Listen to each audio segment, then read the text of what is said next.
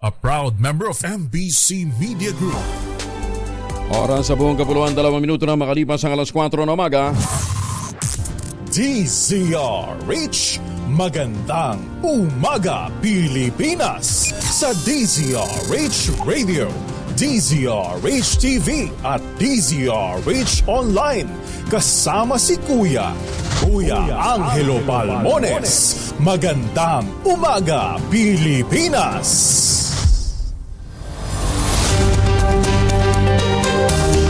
Isang mabagyong umaga. Nako, lumalakas po si Karina. 23 na tayo ngayon ng Hulyo 2024. Sa ulo ng ating mga balita, bagyong Karina lumakas pa, mga lugar na nasa ilalim ng signal number 1 nadagdagan.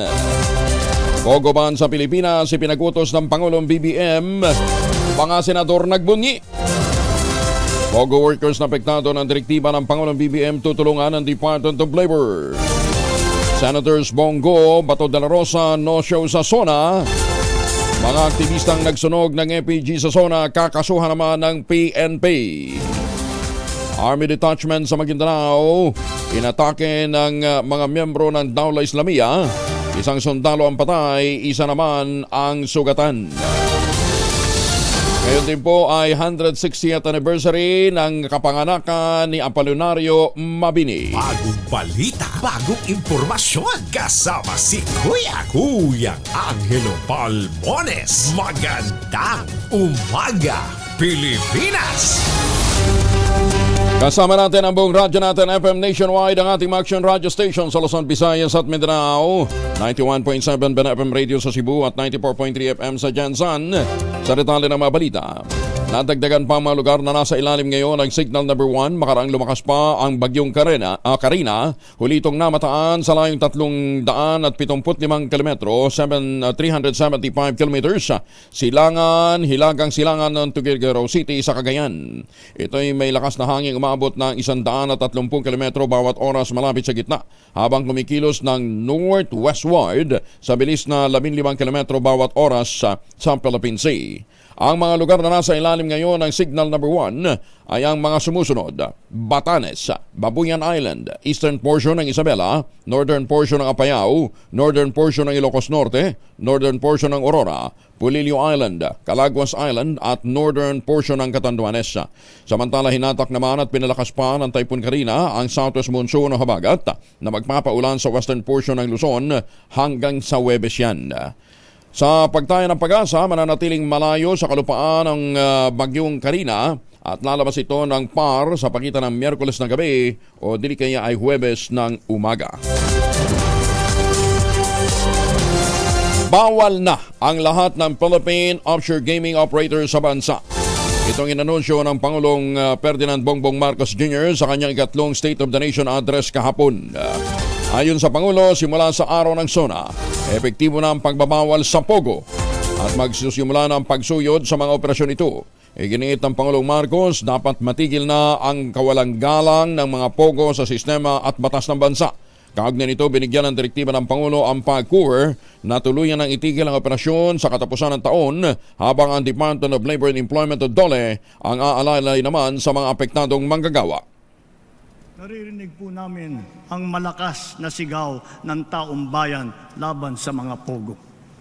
Disguising as legitimate entities, their operations have ventured into illicit areas furthest from gaming, such as financial scamming, money laundering, prostitution, human trafficking, kidnapping, brutal torture, even murder.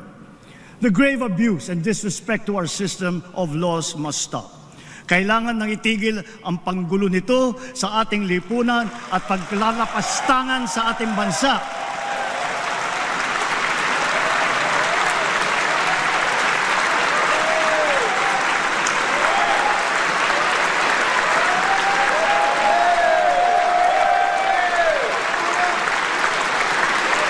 Effective today, all Pogos are banned.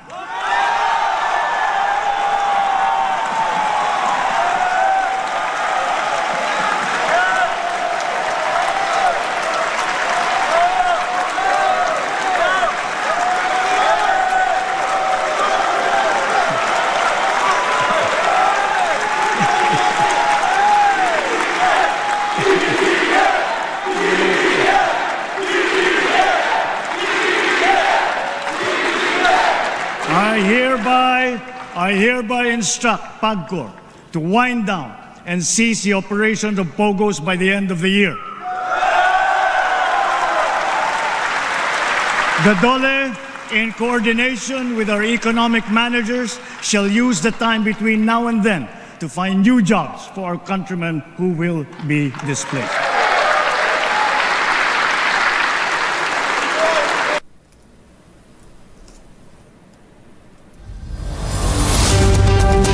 Natigilan pati ang bid natin. Ikinatuwa naman ng mga senador ang kautusan ng Pangulong Bongbong Marcos Jr. sa total ban na operasyon ng Philippine Offshore Gaming Operators. At naging matigas ang posisyon nito sa isyu ng West Philippine Sea. Ayon kay Senator Grace Poe, pinakita ng Pangulong Marcos ang kanyang political will. Nang ihayag nito ang tuluyang pagpapahinto sa operasyon ng POGO sa bansa na naging pugad na ng kriminalidad. Pinakamasaya sina Senator Sirison Tevero sa Sherwin Gatchalian na todo ang pasasalamat sa Pangulong BBM dahil hindi nasayang ang kanilang kampanya laban sa POGO. Sinabi ni Gatchalian ay pinakita lamang ng Pangulo na nakikinig siya sa sentimiento ng nakararami at nakita niya masamang epekto ng POGO lalo na ang mga krimen na nakadikit dito. Natuwa naman si Senator J.B. Ejercito sa isyu ng West Philippine Sea at POGO, ngunit nakulangan siya sa larangan ng infrastruktura lalo na ang pagdaragdag ng railway project para sa Mindanao. Mataas din ang naging rating na ibinigay ni Senator Bong Revilla sa SONA speech ng Pangulo, partikular na sa isyu ng food security, West Philippine Sea at sa pagban sa POGO. Tiniyag naman ng Department of Labor and Employment o DOLE ang suporta sa mga POGO workers na mawawalan ng trabaho. Inihig ito ni Labor Secretary Benvenido Laguesma matapos na ipag-utos ng Pangulong Bongbong Marcos ang total ban sa mga POGO sa bansa. Ayon kay Laguesma, bagamat nababahala sila sa inaasahang libu-libong mga Pilipinong mawawalan ng trabaho, tiniyak niyang susundin nila ang naging utos ng Pangulo. Sinabi ni Laguesma, magbabalangka sila ng mahakbang para sa mga apektadong POGO workers. Binigyan din pa ng kalihim na hindi dapat isipin na magdudulot ito ng malaking pagtaas ng unemployment rate sa bansa. Iginit na Laguesma na bahagi talaga ito ng suliraning kinakaharap ng kanilang ahensya at may nakahanda naman silang pagtugon. Una nang sinabi ng kalihim ng DOLE na nasa 22,000 na mga Pilipino ang nagtatrabaho sa mga legal na POGO sa Metro Manila ang maaaring mawalan ng trabaho kapag nagpatupad ng total ban. Hindi naman nanood sa ikatlong State of the Nation Address o SONA ang Vice Presidente na si Inday Sara Duterte kahit sa telebisyon o anumang gadgets. Ayon sa Office of the Vice President, nasa Bohol at busy si BP Inday sa pakikiramay sa mga Boholano na sa pagpanaw ng kanilang Vice Governor. Habang dinamayan rin niya ang mga mamamayan doon upang gumaan ang kanilang kalooban matapos suspindihin ang kanilang mga lokal na opisyal. Sinabi pa ng Office of the Vice President, dahil ngayon ay Bohol Day, tamang pagkakataon ito para sa Vice Presidente na magbigay ng mensahe para sa pag-asa ng mga taga-Bohol. Una nang sinabi ni BP Inday na hindi siya dadalo sa ikatlong SONA ng Pangulong BBM habang itinalaga niya ang kanyang sarili bilang designated survivor. Tumanggap naman ang dalawang standing ovation ng Pangulong Bongbong Marcos habang nag-uulat sa bayan sa kanya ikatlong State of the Nation Address. Nang talakay ng Pangulong BBM ang West Philippine Sea, kung saan nanindigan siya na atin ang pinag-aagawang teritoryo, todong pinalakpakan ng Pangulo ng audience at nagbigay ng standing ovation. Samantala, higit pa rito ang tanggap na standing ovation ng Pangulong BBM sa pangalawang pagkakataon. May kasama panghiyawan at pagsigaw ng kanyang pangalan na ang banggitin nga ang direktiba tungkol sa POGO. Inanunsyo ng Pangulo na kailangan na matigil ang POGO habang idinideklara ang total ban. Tumanggap din ang Pangulo ng 125 times ng palakpakan mula sa mga audience sa kanyang talumpati na tumagal ng halos 1.5 oras. Sinimula ng Pangulong Bongbong Marcos ang kanyang ikatlong State of the Nation Address sa pagtalakay ng usapin sa bigas. Sa kanyang talumpati aminado ang Pangulo, mataas ang presyo ng bigas ngayon sa merkado. Ayon sa Pangulong Marcos, bagamat naitala ang pinakamataas na ani ng palay noong 2023, hindi pa rin ito nakasasapat para sa kinakailangan na 16 na milyong toneladang bigas. Bonsor nito, idinitali ng Pangulo ang ginagawa nilang hakbang upang matugunan ang problemang ito. Una, para mabawasan ang presyo ng bigas, tinukoy ng Pangulo ang ginawa niyang pagbabawas ng taripa sa angkat ng bigas sa 15% mula dating 35% na itinuturing niyang temporary solution lang naman. The hard lesson of this last year has made it very clear that whatever current data proudly bannering our country as among the best performing in Asia means nothing to a Filipino who is confronted by the price of rice at 45 to 65 pesos per kilo. Bagamat maganda ang mga statistikang ito, wala itong kabuluhan sa ating kababayan na hinaharap ang realidad na mataas ang presyo ng mga bilihin, lalo na ang pagkain, lalo't higit ng bigas.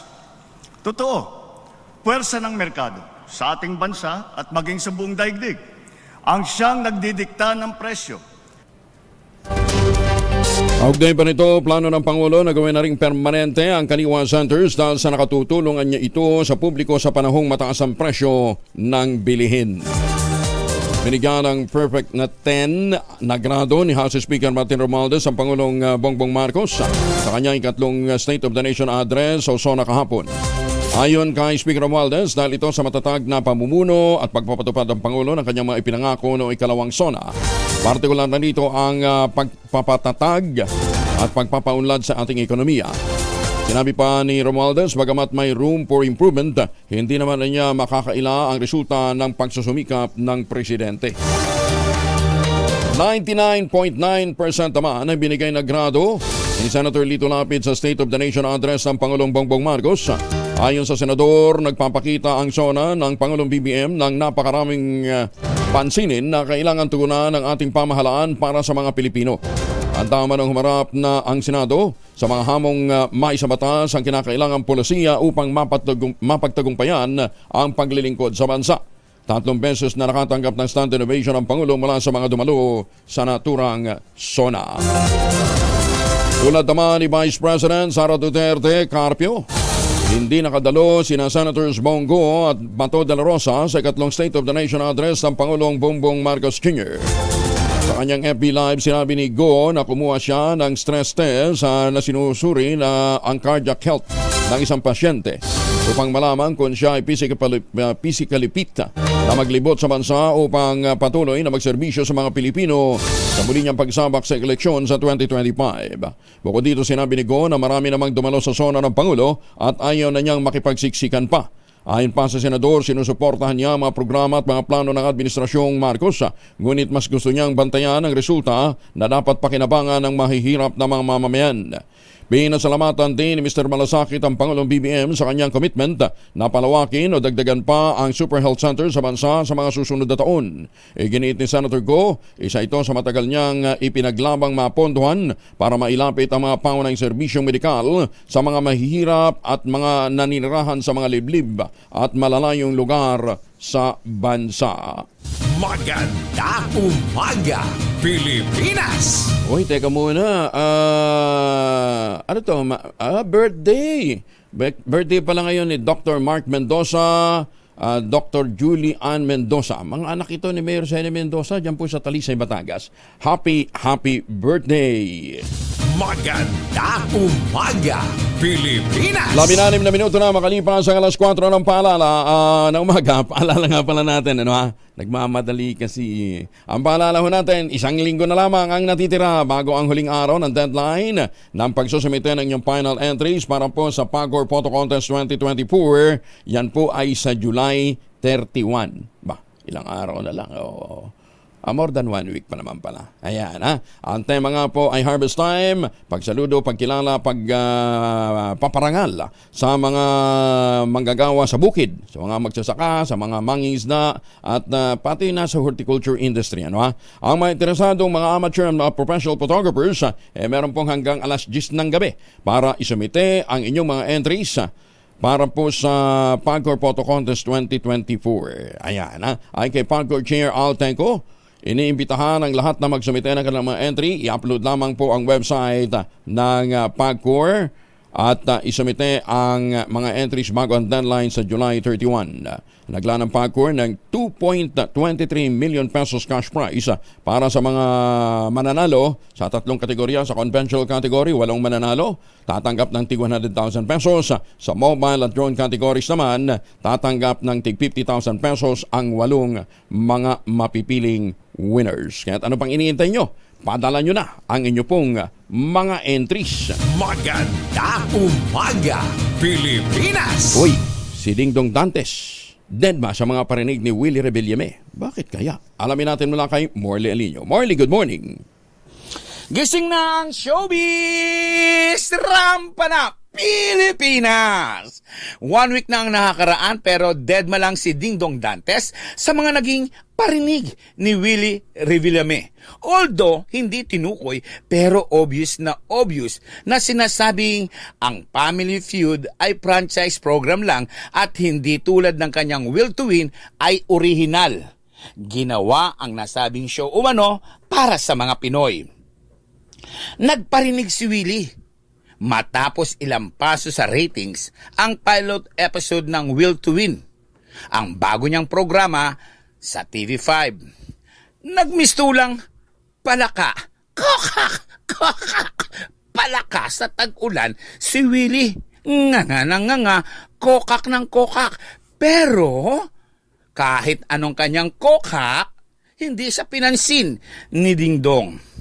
Eto pa, naging negatibo din ang dating ni Willie sa publiko matapos na pagalitan niya ang kanyang staff, partikular na ang kanyang floor director nang ito ay di sinasadyang mapadaan sa harap ng kamera. Ang daming komento, ang daming chika na pawang hindi maganda para kay Willie. Tanong ng bayan, magtagal kaya sa ere ang Will to Win? Gayong sa simula pa lamang ay negatibo na ang dating nito sa publiko? Nagtatanong lang. Ako po ang inyong RH47, Morley Alino, para sa DZRH. Una sa Pilipinas, una sa Pilipino. Babu! Bagong balita, bagong impormasyon. Kasama si Kuyang Angelo Palmones. Magandang umaga, Pilipinas! 19 na minuto na makalipas sa alas 4 ng umaga. Madadagdagan na daw ang rating ni Will. Nagkikwento na si Morley. Mga mamis, Laundry Day today. Pwede pa ho tayo basta bantayan lang maglabahan. Basta bantayan lang ho natin yung pagbuhos ng ulan bandang hapon. Kunot no ka ba kapag makapit, madikit at malupit ang mantsa? All you need is Pride. At mapahirapan ang self-con sa Pride, easy at worry-free naman ang laundry. Sa triple stain away formula, tanggal ang matitinding mantsa based on Tensa chocolate, mud and 7-month cotton. Gawa po ito ng ACS. Mahiwagang tunog. Ito din, panalo tayo dito dahil 12,000 na. 12,000 ang naghihintay na premyo sa mahiwagang tunog.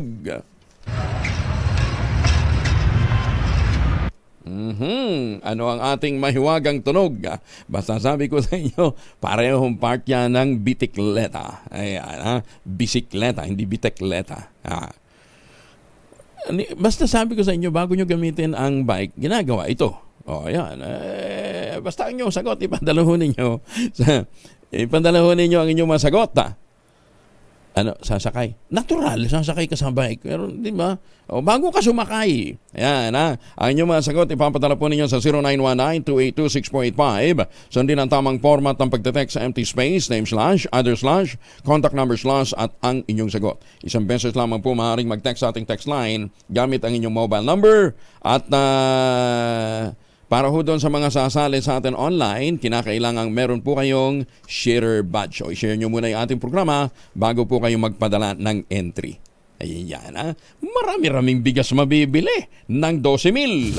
Magandang umaga, Pilipinas! Naging maayos, generally peaceful naman ang pagdaos sa ikatlong State of the Nation address ng Pangulong Bongbong Marcos Jr. Ito naging pagtaya ng NCRPO Chief na si Police Major General Jose Melencio Nartates sa kabila ng pagsusunog ng FPG ng mga relista na una nang ipinagbawal ng Philippine National Police. Kaugnay nito, tiniyak naman ni PNP Chief General Romel Francisco Marbil kakasuhan ang mga lumabag sa Public Assembly at Clean Air Act. Umabot ng 7,500 katao nakiisa sa mga kilos protesta sa buong bansa. Sa datos ng PNP, 3,000 sa mga ito ang pumunta o mula sa oposisyon at 4,000 naman ang mga pro-government groups. Kakasuhan nga ng Philippine National Police ang mga aktivistang nagsunog ng FPG sa ikatlong State of the Nation address ng Pangulong BBM. Ayon kay PNP Chief General Romel Francisco Marbil, inatasan na niya ang kanyang mga tauhan na magkain ng kasong kriminal laban sa mga miyembro ng bagong alyansang Makabayan o Bayan Southern Tagalog. Ayon sa PNP Chief, hindi naman sila naaresto pero titiyakin niyang masasampahan ang maito ng demanda. Yan ay makarang sunugin na nga ang FPG ni Pangulong BBM at Vice President Sara Duterte sa bahagi ng Commonwealth Avenue bilang highlight ng demonstrasyon. Idinagdag pa ni Police General Major General Melencio Nartates Jr., ang direktor ng NCRPO, may kuha na silang mga video habang sinusunog ng mga aktivistang FPG at itong kanilang gagamiting ebidensya laban sa mga nagsunog. Binatikos naman ang grupong Bayan ng Banta sa kanila ng PNP, iginiit na labag ito sa kanilang rights to freedom of expression. Inirampa ni Senator Amy Marcos ang kanyang Moro Armor-inspired dress sa ikatlong sona ng Pangulong Bongbong Marcos.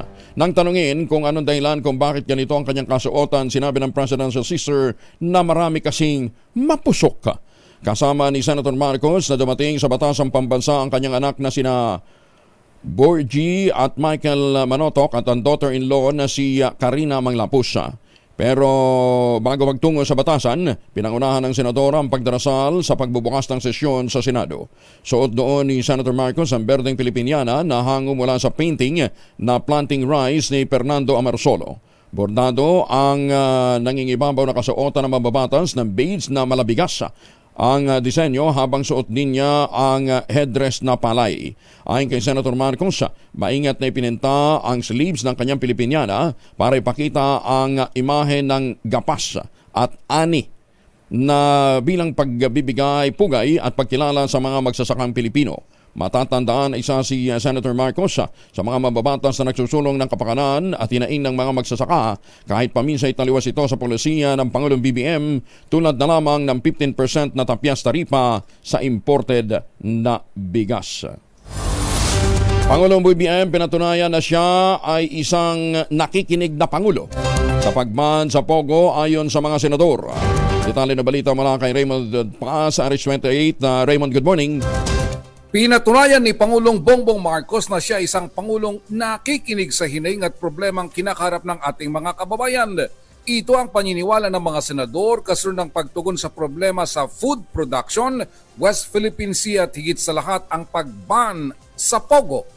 Ayon kay Senate President Francis Chis Escudero, komprehensibo ang naging talumpati ng Pangulo, lalo na ng paglaanan niya ng mahabang panahon ng tungkol sa pagtugon sa mataas na presyo ng bigas, mga bilihin at ang tungkol sa Pogo. Para kay Senate Pro Tempore Jingo Estrada, mahalaga na binigyang din ng Pangulo ang tungkol sa West Philippine Sea na talaga namang atin at hindi dapat nanggugulo ang China. 99.9% naman ang ibinigay na grado ni Senator Lito Labis sa talumpati ng Pangulo. Pambihira umunong pagkakataon na 3 beses binigyan ng standing ovation ng speech ng Pangulo sa State of the Nation Address. Sa panig ni Senador Ramon Bong Revilla Jr., malaking bagay na tinutukan ng Pangulo ang tungkol sa food security na kailangan ng ating mga kababayan at ang iginit na soberanya ng bansa sa West Philippine Sea. Narito si Senador Ramon Bong Revilla Jr. Sa akin, yung food security, tapos sa West Philippine Sea na ang Pilipinas ay atin ang, di ba? At syempre itong huli, yung Pogo, shutdown dahil masyado na marami ng reklamo. So doon, naramdaman natin talaga yung pagka-Pilipino natin. Ito si RH28 Raymond Advaz, nagulat para sa DZRH. Una sa Pilipinas, una sa Pilipino. Maraming salamat, Raymond. Samantala, halatang peke at gawa-gawa lang.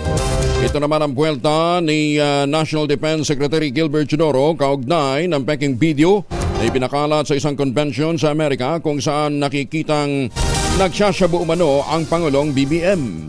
Ayon kay Secretary Chodoro, halatang peke naman. Malinaw na sa kanya ngayon na may planong destabilisasyon sa gobyerno na nagsimula sa Peking News ukol sa Armed Forces of the Philippines, DND at sinundan pa ng umano'y walkout. Naniniwala ang kalihim na sinakto rin sa SONA ang pagpapalabas ng video at sa Amerika pa upang malusutan ang jurisdiksyon ng Philippine Authority. Dahil dito, apila ni Teodoro sa Amerika gumawa ng hakbang para mahuli ang mga nasa likod ng pagpapakalat ng anyay isip bata at malisyosong video. Narito ang bahagi ng pahayag ni DND Secretary Teodoro. Ngayon, maliwanag na po sa akin, mga kababayan, na meron po talagang matinding plano na i-destabilize po ang ating gobyerno. Nag-umpisa po ito sa mga fake na mga news tungkol po sa Armed Forces of the Philippines at Department of National Defense. Tapos nagprogreso po ito sa di umano'y walkout na hindi naman po nangyari. Pagkatapos po ngayon na curiously po, araw po ng SONA, naglabas po sila ng peking video at sa Amerika pa. Inatasan naman ni Interior and Local Government Secretary Benhur Abalos ang pambansang pulisya na imbestigahan ng viral na peking video laban sa Pangulong BBM. Utos pa ni Abalos sa PNP makipag-ugnayan sa Department of Information and Communication Technology para mas mapadali ang pagtugon o pagtuntun sa gumawa at nagpalabas ng naturang video.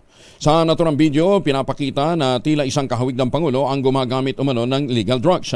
Pero iniharap ng kalihim ang magkatawing larawan ng earlobe ni Pangulong Marcos mula sa isa pang larawan at ang earlobe ng umano'y Marcos sa video bilang patunay na ito'y peke. Sinabi rin ni Abalos na malicious ang pagpapalabas ng video dahil ito isinabay sa ikatlong State of the Nation address ng Pangulong BBM. Inuwi ko, ako mismo, personally, isang tingin ko pa lang, nakita ko nito, sabi ko wala ito. No? Kayo na mismo marusga, tingnan nyo yung kung maigi itong larawan na ito. Kaya nga ito ay, of course, aking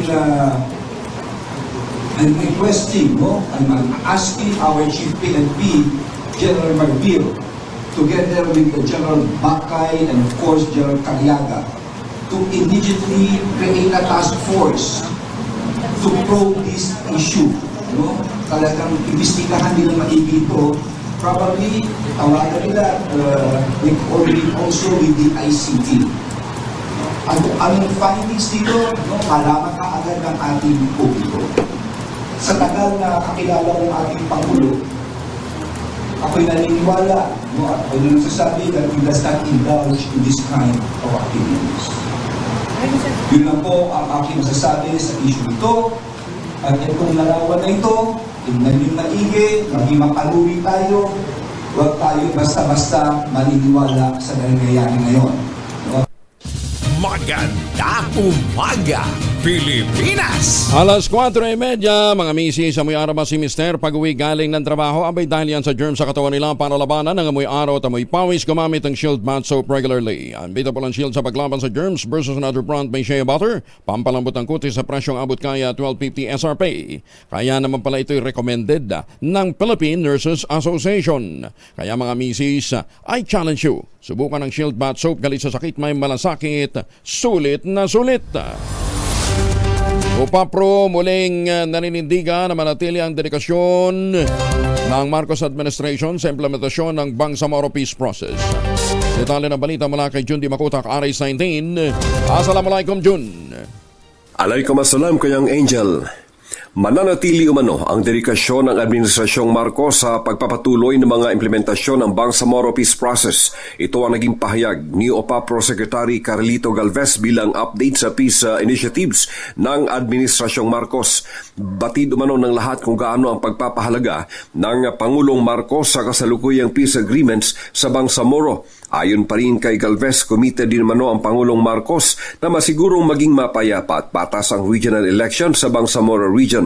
Diniskas naman ni BARM Cabinet Secretary and Spokesman Mod Asnin K. Pindatun ang mga kaganapan sa BARM Region ngayon, kaugnay sa unang nalalapit na parliamentary election sa susunod na taon. Anya, mayroon ang 16 political parties ang nagparehistro sa Bangsamoro Commission on Elections, habang nagpapatuloy naman ang pagsisikap nila upang mapalaganap ang public awareness kaugnay sa Bangsamoro parliamentary elections. Aminado si Pindatun na may mga tao pa rin umanong unfamiliar sa bagong sistema ng parliamentary kumpara sa nagdaang regular elections. Mas lalo namang pinatatatag para sa mas epektibo pang implementasyon sa lahat ang 12-point agenda ni BARM Chief Minister Ahod Alhaji Murad Ibrahim na nakatutok sa good governance, socio-economic development, peace and security.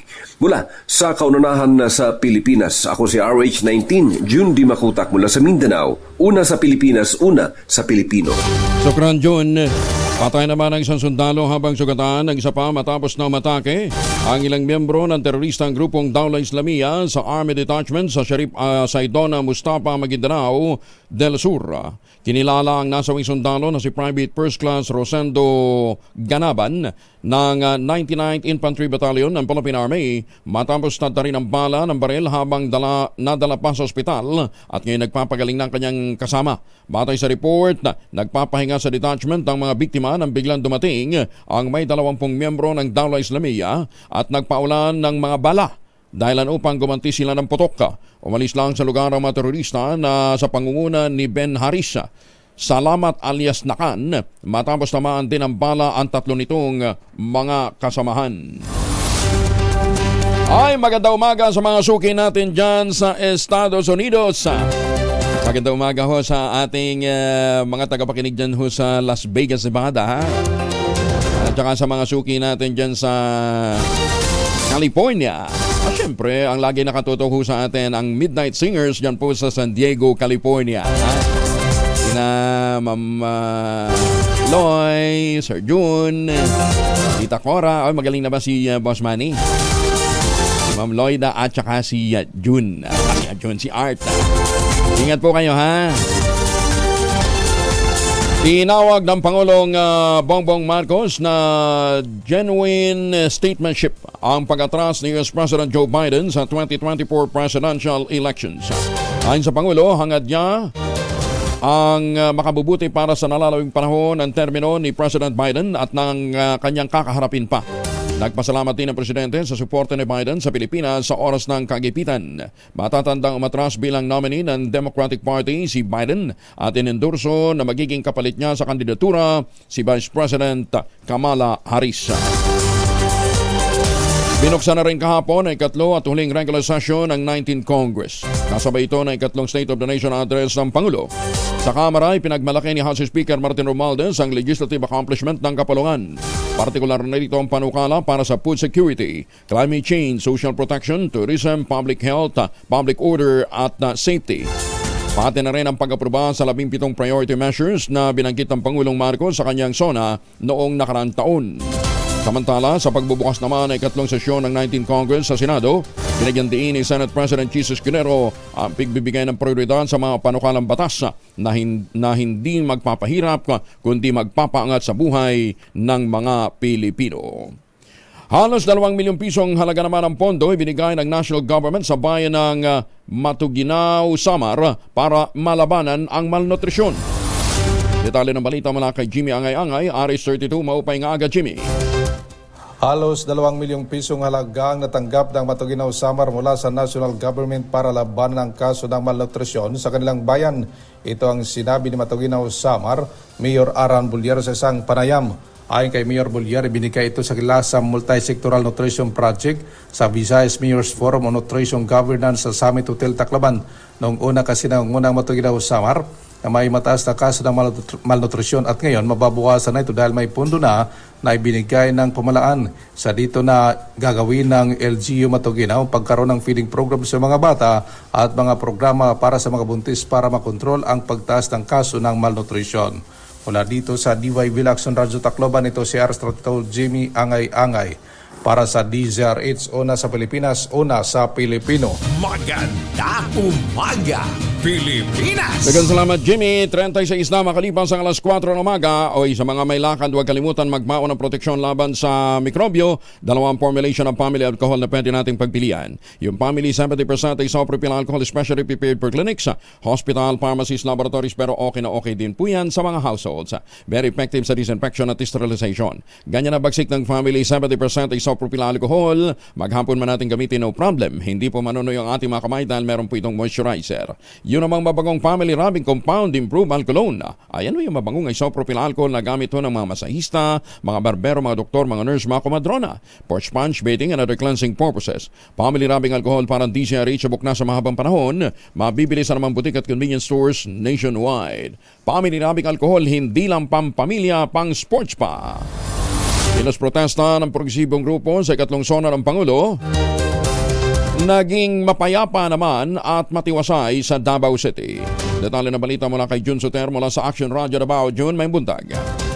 May buntag usab Kuya Angel, sa pangkalahatan ay mapayapa at maayos ang isinagawang kilos protesta ng mga progresibong grupo sa Freedom Park, Ruas Avenue, Davao City sa ikatlong State of the Nation Address o SONA ni Presidente Ferdinand Marcos Jr. Ito ang sinabi ni Captain Hazel Tuason, tagapagsalita ng Davao City Police Office. Pasado na unang media ng hapon, nagsimula ang kilos protesta at tatapos itong matiwasay dakong alas 4 ng hapon. Aabot sa mahigit 70 personnel ng Santa Ana Police Station kasama ng mga police auxiliaries na dineploy ni Police Major Richin Lagnayo, hipe ng Santa Ana Police Station para magbantay sa mga nagkilos protesta na tinatayang nasa 50 na mga realista. Bit-bit ang mga placard. Ang mga grupo ay kinabibilangan ng Anak Bayan Southern Mindanao, Gabriela Youth Davao at Kabataan Party List na nanawagan kay dating Pangulong Rodrigo Duterte na sagutin ang mga paratang laban sa kanya. At sinabi rin ng mga nasabing grupo na singilin si Pangulong Ferdinand Marcos Jr. sa mga pangako nito na hindi natupad, partikular ang 20 kilos na bigas at ang madaliang pag-aresto kay Pastor Apollo Kibuloy. Ito si Jun Soter para sa DZRH. Una sa Pilipinas, una sa Pilipino. Daghang salamat, John. Ay bali individual naman na government employee. Sa isang lokal ng pamahalaan arestado, nakumpiskahan ng illegal drugs at baril sa Limay, Bataan. Detalye ng balita mula kay Danny Kumilang, RH37. Danny, magandang umaga.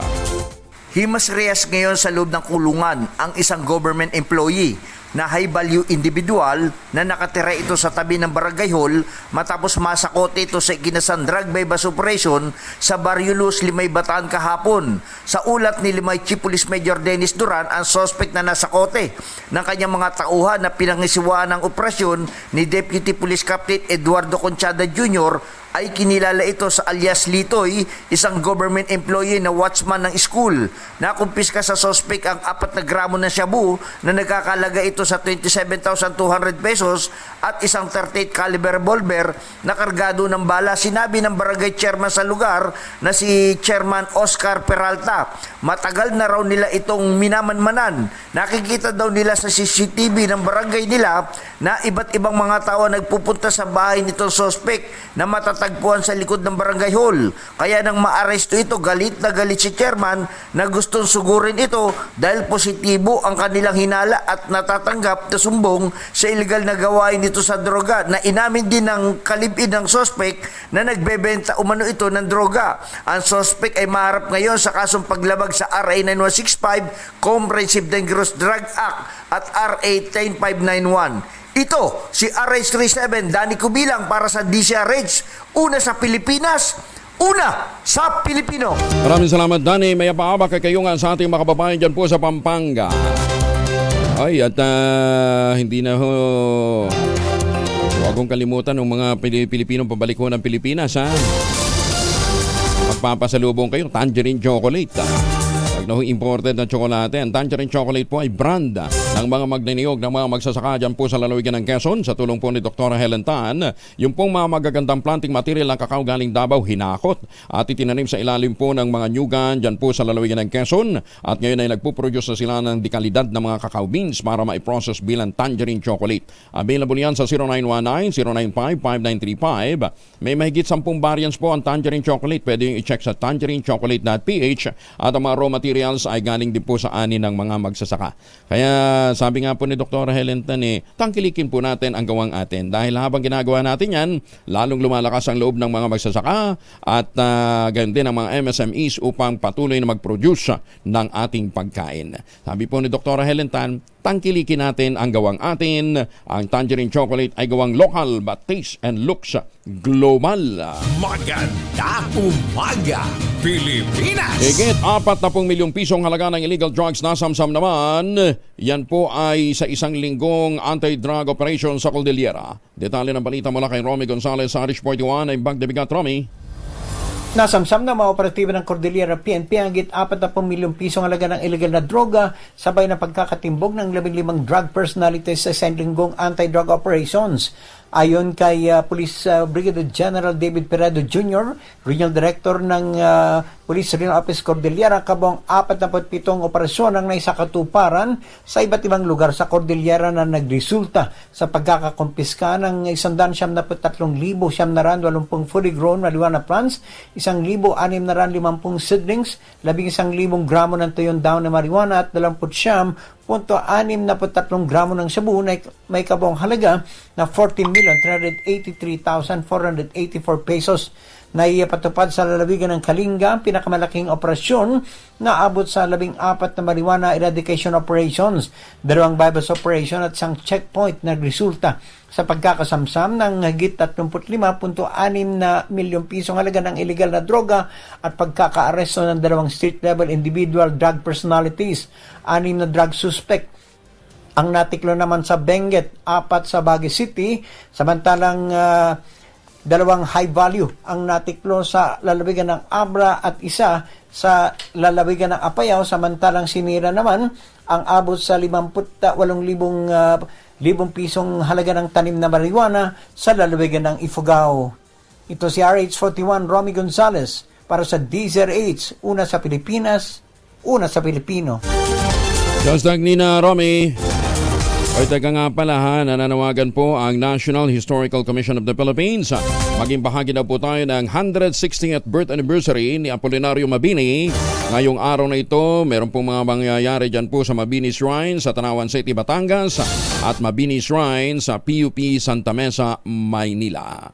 Diba? Napakagaling nitong si Apolinario Mabini. Hindi alintana ang kanyang pagiging PWD. Para maging bahagi ng ating revolusyon. Maganda umaga, Pilipinas! Babaeng pulis nag-shoplift. Arestado. Ano ba naman to? Detalye ng balita mula kay Boy Gonzalez sa RH29. Boy, good morning. Good morning, Kuya Angel. Nag-shopping at kalabaw sa nakakulong ang isang babaeng pulis na matapos na maaresto sa pagnanakaw ng ilang gamit sa isang department store sa Ermita, Maynila. Ang nabanggit na polis ay kinilala ng Manila Police District na si Patrolman Santa Cruz, naka-assign sa PNP Police Security and Protection Group at residente sa Tondo. Inaresto ang babaeng pulis ng kanyang mga kabaro mula sa MPD Station 5. Ito'y makaraan niyang mag-shoplift na magamit sa pang-kusina, pang-beauty product, chocolate na damit, gamit at laruan ng pambata. Una na siyang hinarang na magwadya sa isang mall at matapos na lumabas ng department store na hindi nagbabayad sa kasya ng mga kinuha nitong items, kinatayang aabot sa 14,000 piso ang halaga na nabawi sa babae pulis na naharap ngayon sa kasong theft o shoplifting. Ito si Boy Gonzalez para sa DZRH, una sa Pilipinas, una sa Pilipino. Boy, wala man lang paliwanag yung pulis, bakit niya nagawa yun? Ang laki na sweldo niya. Ang duda nga ng iba, parang yung may sakit na klepto. Klepto. Kasi hindi naman napakamahal nitong mga items na kanyang inumit eh. Oo, at saka malaki ang sweldo ng pulis na kahit na patrolman lang bakit niya nagawa yun? Yun ang pasok sa ganitong klase. Pinagdudahan din ng mga pulis. Ay, nako. Sige, maraming salamat. Thank you.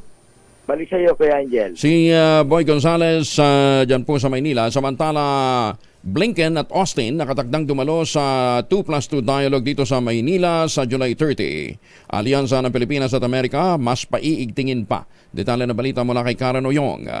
Good morning, Karen. Nakatakdang bumisita sa bansa si United States Secretary of State Anthony Blinken at U.S. Secretary of Defense Lloyd Austin III para sa 2+2 dialogue na isasagawa dito sa Manila sa darating na July 30, araw ng Martes. Ayon sa anunsyo ng Department of Foreign Affairs o DFA, may kipagpulungan dalawang opisyal ng Amerika sa counterparts nito na sina Foreign Affairs Secretary Enrique Manalo at National Defense Secretary Gilberto Teodoro Jr. para sa ika-4 na Philippines-US Foreign and Defense Ministerial Dialogue o tinatawag rin na 2+2 Dialogue. Inaasahan umanong pag-uusapan kung paano pa mas palalawigin ang alyansa sa pagitan ng Pilipinas at Amerika kasabay ng tinatawag nilang pagpapagana ng isang common program upang suportahan ang isang rules-based international order. Kinumpirma rin ng DFA na asahan ng nasa agenda ang pagpapalakas ng economic ties, broad-based prosperity at mga solusyon sa kasalukuyang mga regional at global security challenges. Ayon sa DFA, ang ikatlong iteration ng 2+2 dialogue ay isinagawa noong April 2023 sa Washington, D.C. kung saan naglabas ng joint statement ang dalawang bansa na nagpapahiwatig ng buong suporta sa international law, ang modernisasyon sa shared defense capabilities ng alyansa, pagsulong sa economic at environmental security at pagpapatibay ng people-to-people ties sa pagitan ng Pilipinas at Amerika. Binanggit rin ng DFA na inaasahang magsasagawa ng courtesy call sina Blinken at Austin kay Pangulong Ferdinand Marcos Jr. kasabay ng pagbisita ng mga nabanggit na opisyal sa Pilipinas. Ako si Karen Oyong para sa DZRH, una sa Pilipinas, una sa Pilipino. Maraming salamat, Karen. Samantala sa showbiz muna tayo. Habang umiinit po mausapin sa politika, si Nora at si Ate B, ganyan din si Maricel, umagi silang tatlo sa 40th Star Awards for Movies. Detalye na balita mula kay Gorgie Rula. Gorgie, good morning. Nairaos ng PMPC o Philippine Movie Press Club ang kanilang 40th Star Awards for Movies na ginanap sa Henry Lee Irwin Theater noong linggo ng gabi. Ngayon lang nangyari sa mga awards night sa ating bansa na tatlo ang nanalong Best Actress. Napagwagyan nito ni Nora Honor mula sa pelikulang Pieta, Marisol Soriano sa In His Mother's Eyes at si Vilma Santos ng When I Met You in Tokyo. Nakarating sina Maricel at Nora na masaya pang nagtsikahan sa stage nang magtagpo sila sa entablado para tanggapin ang kanilang Best Actress trophy. Hindi naman nakarating si Vilma dahil sa nagkasakit daw ito pagkadating niya galing Amerika, kaya ang producer niyang si Rowena Jamaji ang tumanggap ng award. Pagdating sa Best Actor ay nag-tie din sina Ding Dong Dantes at ng pelikulang Rewind at Alden Richards ng 5 Breakups and a Romance. Pareho nila natanggap ang kanilang award. Talagang uso din ang tie dahil pati sa Best Supporting Actor ay magkatuwang ding tinanggap nila JC Santos ng Maliari at L.A. Santos ng In His Mother's Eyes. Si Gladys Reyes naman ang hinirang na Best Supporting Actress ng pelikulang Here Comes the Groom. Ang pelikulang Maliari ang nagwaging Movie of the Year at ang direktor nito si Derek Cabrido ang Best Director. Doon na rin ibinahagi sa amin ni Alden na sa July 27 ay aalis na siya patungong Canada para simulan ang shooting ng pelikulang Hello Love Again na bali reunion movie nila ni Catherine Bernardo. Kapag natanong na ang tungkol sa napabalitang panliligaw di umano nito kay Catherine ay ngiti lang ang sagot ni Alden at wala talaga siyang sinabi. Mas pinili niyang tahimik na lang at mag-focus sa trabaho nila ni Catherine Bernardo. Gorgie Rula po mula sa kauna-unahan sa Pilipinas, DZRH, una sa Pilipinas, una sa Pilipino. Bagong balita, bagong impormasyon. Kasama si Kuyang Angelo Palmones. Magandang umaga, Pilipinas! Uso talagang mga tay-tay ngayon. Sa survey din, huling survey daw po dyan sa Maynila, halos mag-tie din, halos nag-tie sina dating Mayor Isko Moreno sa 40.7 at ang mas nakalalamang naman 48.1% si dating Congresswoman, dating Secretary Naida Angping. 48.1 si Ma'am Naida, 40.7 naman si Mayor Isko. Ayun, So, mukhang mali yata ang kinausap ni Mayor Lacuna na umatras sa laban. Ayan. Uy, kulelat si Mayor Lacuna. Oo. Diyan ho naman sa diyan ho naman sa Marikina, tayo din. Tayo din yung mga naglalaban-laban dyan. Tayo ho sila sa palakihan ng ibibigay. Ayan. Bumaba na daw po ang pera dyan po sa Marikina. No? Tuwan-tuwa naman ho yung iba't ibang mga sektor. Kasi 2,000, dalawang bulig ka agad. Ang bigay mag-attend ka lang ng sabi nila, rally pa lang, 2,000 na. Paano sa eleksyon? Si Bagyong Q at saka si Bagyong M. Pareho itong naglalaban. Ay, teka muna. Ito pa. Ito mas maganda. Hindi pa ho sira. Actually, 5 taon pa lang, hindi pa nga halos nagagamit. Ang palengke dyan po sa bayan ng Alamada, dinimolish na. At magtatayo ng bagong palengke. Ano kaya katwiran nun? Teka, kasama natin ang isa ho sa mga board member ng lalawigan ng North Cotabato na nagtungo po sa Alamada para i-check ho yung sitwasyon. Si Dr. Edwin Cruzado. Doc, may buntag di mo, Doc? May buntag, Sir Deo. Oo, si Angelo ni Mayor. Ay, Mayor, Doc, no ha? Anyway, Doc, so nagpunta ho kayo doon sa site kasi ang kinakatuwiran daw po ni Mayor Sakdalan, mga tao daw po yung nagdidemolish nung palengke, hindi naman daw po yung hindi naman daw po tawag dito, hindi naman daw ho yung mga kontraktor, o kaya may kinontrata. So, ano ho nakita ho ninyo? Sir Angelo, ganito yun kasi. Oo. Nung nagpunta kami kasi we were instructed to go there by request of those complainants.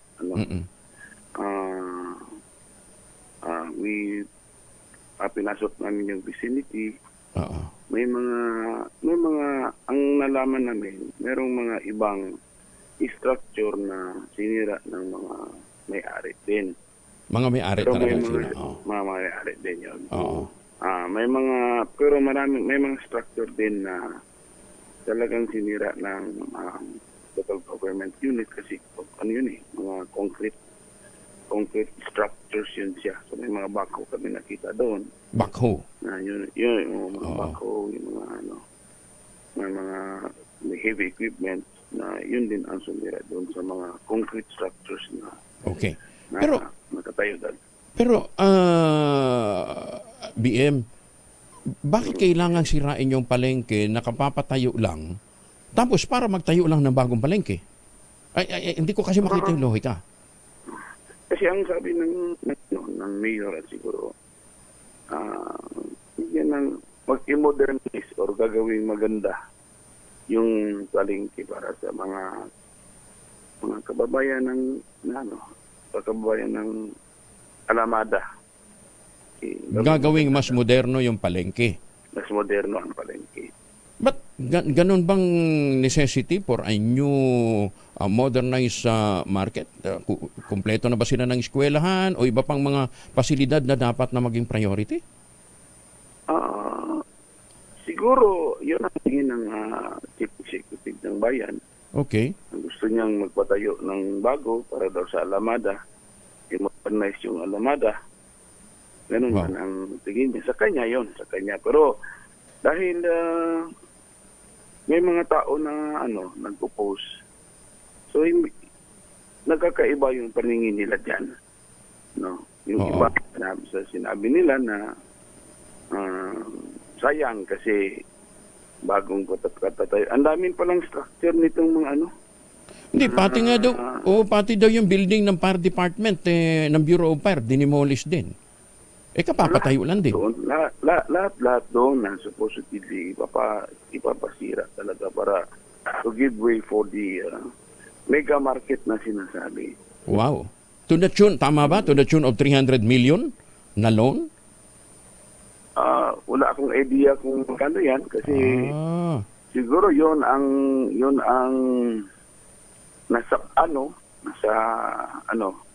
nasa estimate ng contractor 300 million mega market. Wow. Oo.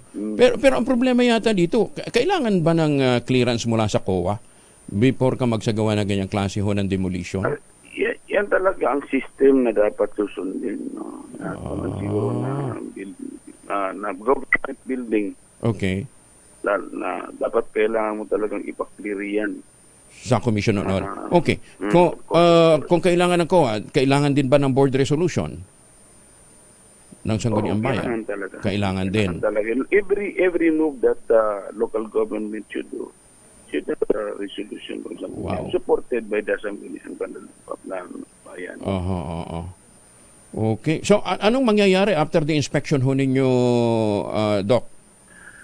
Kasi itong inspection nito pagkatapos, ang in charge talaga dito sa committee na ito is board member si Rebo. Okay. Kasi member niya si Attorney Hongko. Ang alam ko, there would be series of inquiry pa. Hearings. And both sides would present their mga evidence or counter argument. Argument nila. Sige. So, ang sunod na nito would be on August 3. Pero in the meantime, tuloy ang demolition. Parang na-stop ang nag-stop na. Ang mga activity ang doon. Okay. Dahil nga dito sa complaint na ito. Okay. Na alam ko dito, mayroon pang nakasampa ito sa ombudsman. Ang daming pamilya na involved. Interview ko yung isang So, talagang nawalan sila ng anak buhay. Yung mga Okay. Sa aking inquiry, na ito pa lang mga ibang building dito ay pinatayo ng individual ng mga tao. Dahil parang donated sila ng kanilang parents. So, siguro na isip nila na parang mayroon silang parang feeling may karapatan sila na may claim. Magtayo ng claim o ano man. Okay. Anyway. So, matagal na ito. Actually, itong start ng program na ito, ng plan na ito, 2022 pa ito. Tapos, kaya lang, ang problema lang ito kasi nagpupos yung mga tao sa loob ng palengke. Anyway, Doc, ang importante, nandyan ho kayo at meron ng independent group na nag-iimbestiga para nga mabigyan linaw kung ito may within the bounds of law o meron bang mga pag-abuso o kaya misuse of funds dito. So, abangan ho namin yung magiging resulta pa ng inyong investigasyon, Doc. Okay. Thank you. Salamat, sir. Dagang salamat. Sir. Si board member Dr. Edwin Cruzado ng North Cotabato. Magandang umaga, Pilipinas! Galing, no? Hindi pa naman sisirain mo para magpatayo ng bago. Laki kasi nung loan 300 million. Ay, Ginoo kong buhay ito. Magkano ba kaya? Magkano ho ang halaga ng presyo ng Ultabayo? Dito lang muna tayo. Ay, Diyos me, pagka may mga komisyon. Bagong balita, bagong impormasyon. Kasama si Kuyang Angelo Palmones. Magandang umaga, Pilipinas! Ay, baglabigan sa ating mga kababayan dyan po sa San Mateo, Isabela. Ang Ultabayo po pwede nating i-take anytime. Ang Ultabayo po ang kauna-unahang postbiotic food supplement na rekomendado ng mga doktor, rehistrado sa Food and Drug Administration, halal certified. Ano po ito? Ito po ay postbiotic with Lactococcus lactis-strain plasma na talagang inaral po sa isang mahabang clinical trial dyan po sa Japan. Ang bawat kapsula po ng Ultabayo ay nagtataglay ng 50 billion cells ng Lactococcus lactis-strain plasma. Yan. Hindi po yan kwentong kutsero. Dumaan po yan sa mahabang clinical trial. Ano pong ginagawa nito? Pag pumasok po ito sa ating katawan sa pamamagitan nga po ng Ultabayo, ito po ay nag-a-activate ng ating commander ng immune system, yung plasmacytoid dendritic cell. At ito po yung nakatutulong para maitaboy yung mga toxin sa ating katawan habang tayo po ay natutulog. Kaya na-achieve natin ang sound sleep. At syempre, pagka may maganda kang tulog, magandang gising mo sa kinabukasan, may panibago kang sigla. Kaya nga sabi ho ng mga dalubhasa, pagka may maganda kang tulog, may panlaban ka sa mga puyat, pagod at stress at napapalakas po ang inyong immune system. Ang Ultabayo po ay available sa Lazada at Shopee. Siguraduhin lamang na galing po ito sa Theoxis Health Ventures. Kung meron pa po kayong mga concerns, pwede kayong mag-text sa ating mga medical experts sa 0917-110-6580. Available din po ito sa Mercury Drug, Amesco Drug, Pasmed Pharmacy, John's Pharmacy at Curamed. Ang isang mahalagang paalala po, ang Ultrapayo hindi gamot at hindi dapat gamiting panggamot sa anumang uri ng sakit. Bagong balita, bagong impormasyon. Kasama si Kuya Angelo Palmones. Magandang umaga, Pilipinas! Magandang umaga, Pilipinas! Sandali basahin ko lang, batiin ko lang si Mamam Tapsi Jamalul. Sumurat po talaga ito. Galing po ito sa Guso, Zamboanga City. Ayan Sir Mamam Tapsi Jamalul, natanggap ko na po inyong sulat at address po natin yung inyo pong concern. Thank you. Okay. Samantala, huwag nga pala natin kalimutan yung walok pa rin sa atin ng Westchester Realty para ho sa mga interesadong magkaroon ng investment dyan po sa Central Luzon. Ang pinakamurang ready for occupancy unit with easiest term, 5% lamang down payment, pwede pang gives. Ang tinutukoy po natin mga proyekto po ng Westchester Realty dyan po sa Central Luzon, yung Sibera Mabalacan, Sibera Bacolor at saka Samira. Ito pa rin ang pangarap na magkaroon ng sariling bahay sa presyong abot kaya. 7 days after ng take-out ng Pag-ibig Housing Loan, pwede ka nang maglipat bahay agad. Kaya may bahay ka na may access sa Clark International Airport at sa Clark Economic Zone. Napakalapit lamang po dahil nasa loob mismo ng township ang City Hall, ang department store, eskwelahan, simbahan at iba pang mga amenities. At kung ngayon pa nga ho kayo bibili dito ho sa mga available na units ng Westchester Realty sa Sibera Bacolor, Sibera Mabalacat at saka Samira, may chance pa ho kayong manalo ng 342 sa anumang Asian destination. Pwede kayong bumaya ng libre sa Japan, Taiwan, Singapore, Hong Kong o Thailand. Basta importante, magaling kayong mag-dart. Pag hindi kayo sinuwerte sa inyong pagpukol ng dart, doon ho tayo sa Premier E-Bike at Aircon Promo na ipinagpapatuloy pa rin ng Westchester Realty. Ito pa rin ang pangarap na magkaroon ng sariling bahay sa presyong abot kaya. Magandang umaga, Pilipinas! 3 minuto na makalipas ang alas 5 ng umaga.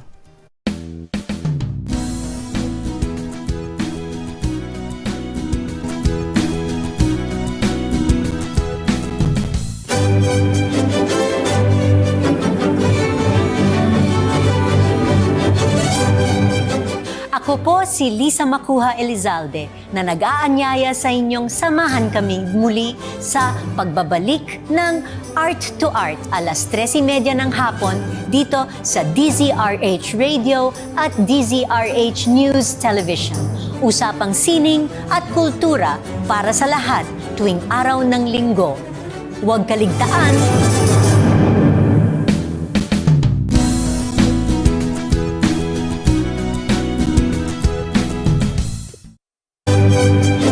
C Media Group.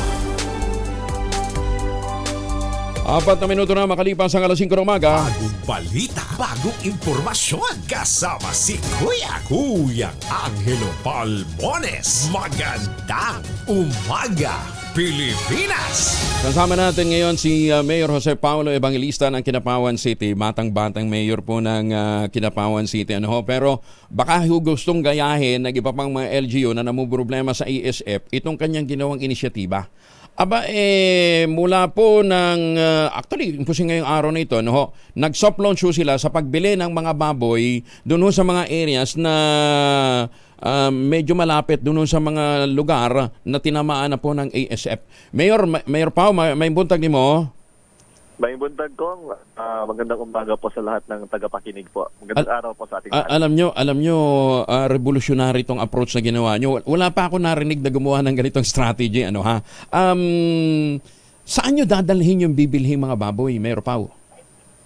Yes po, actually, we started yesterday, and then right now, may double A slaughterhouse kasi yung city, so bubutcher po namin yon, and then we will sell yung karne doon sa Kadiwa on Wheels natin, international government program. Benta namin sa malalayong barangay that have no record of ASF, and then benta namin sa mababang presyo.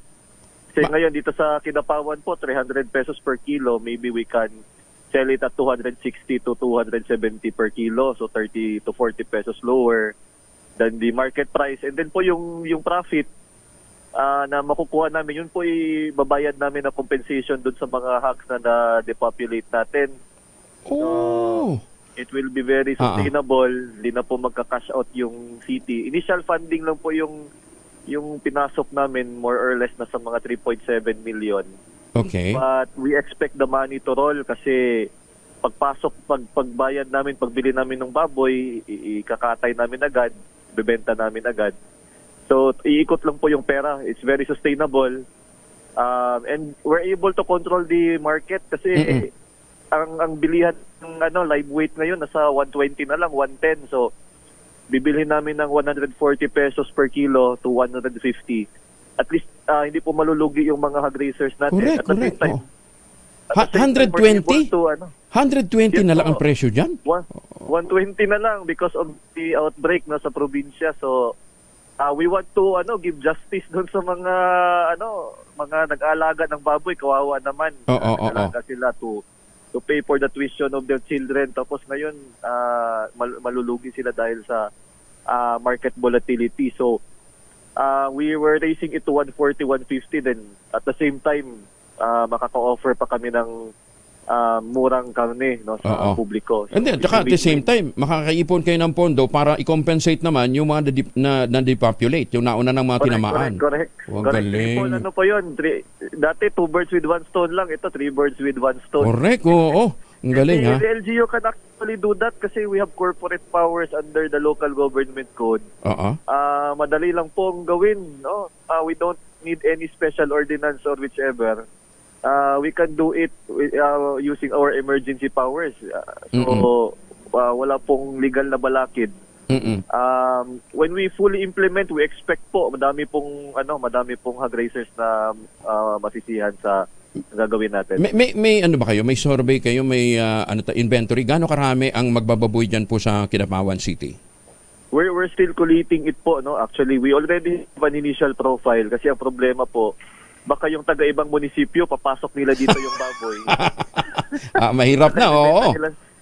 Pero actually, it wouldn't matter kasi i-dispose lang din naman namin eh. We will still dispose the meat eh. And we have prepared large refrigerators, freezers para store yung excess meat. No? So, wala pong problema kung maraming bebenta sa amin. Okay.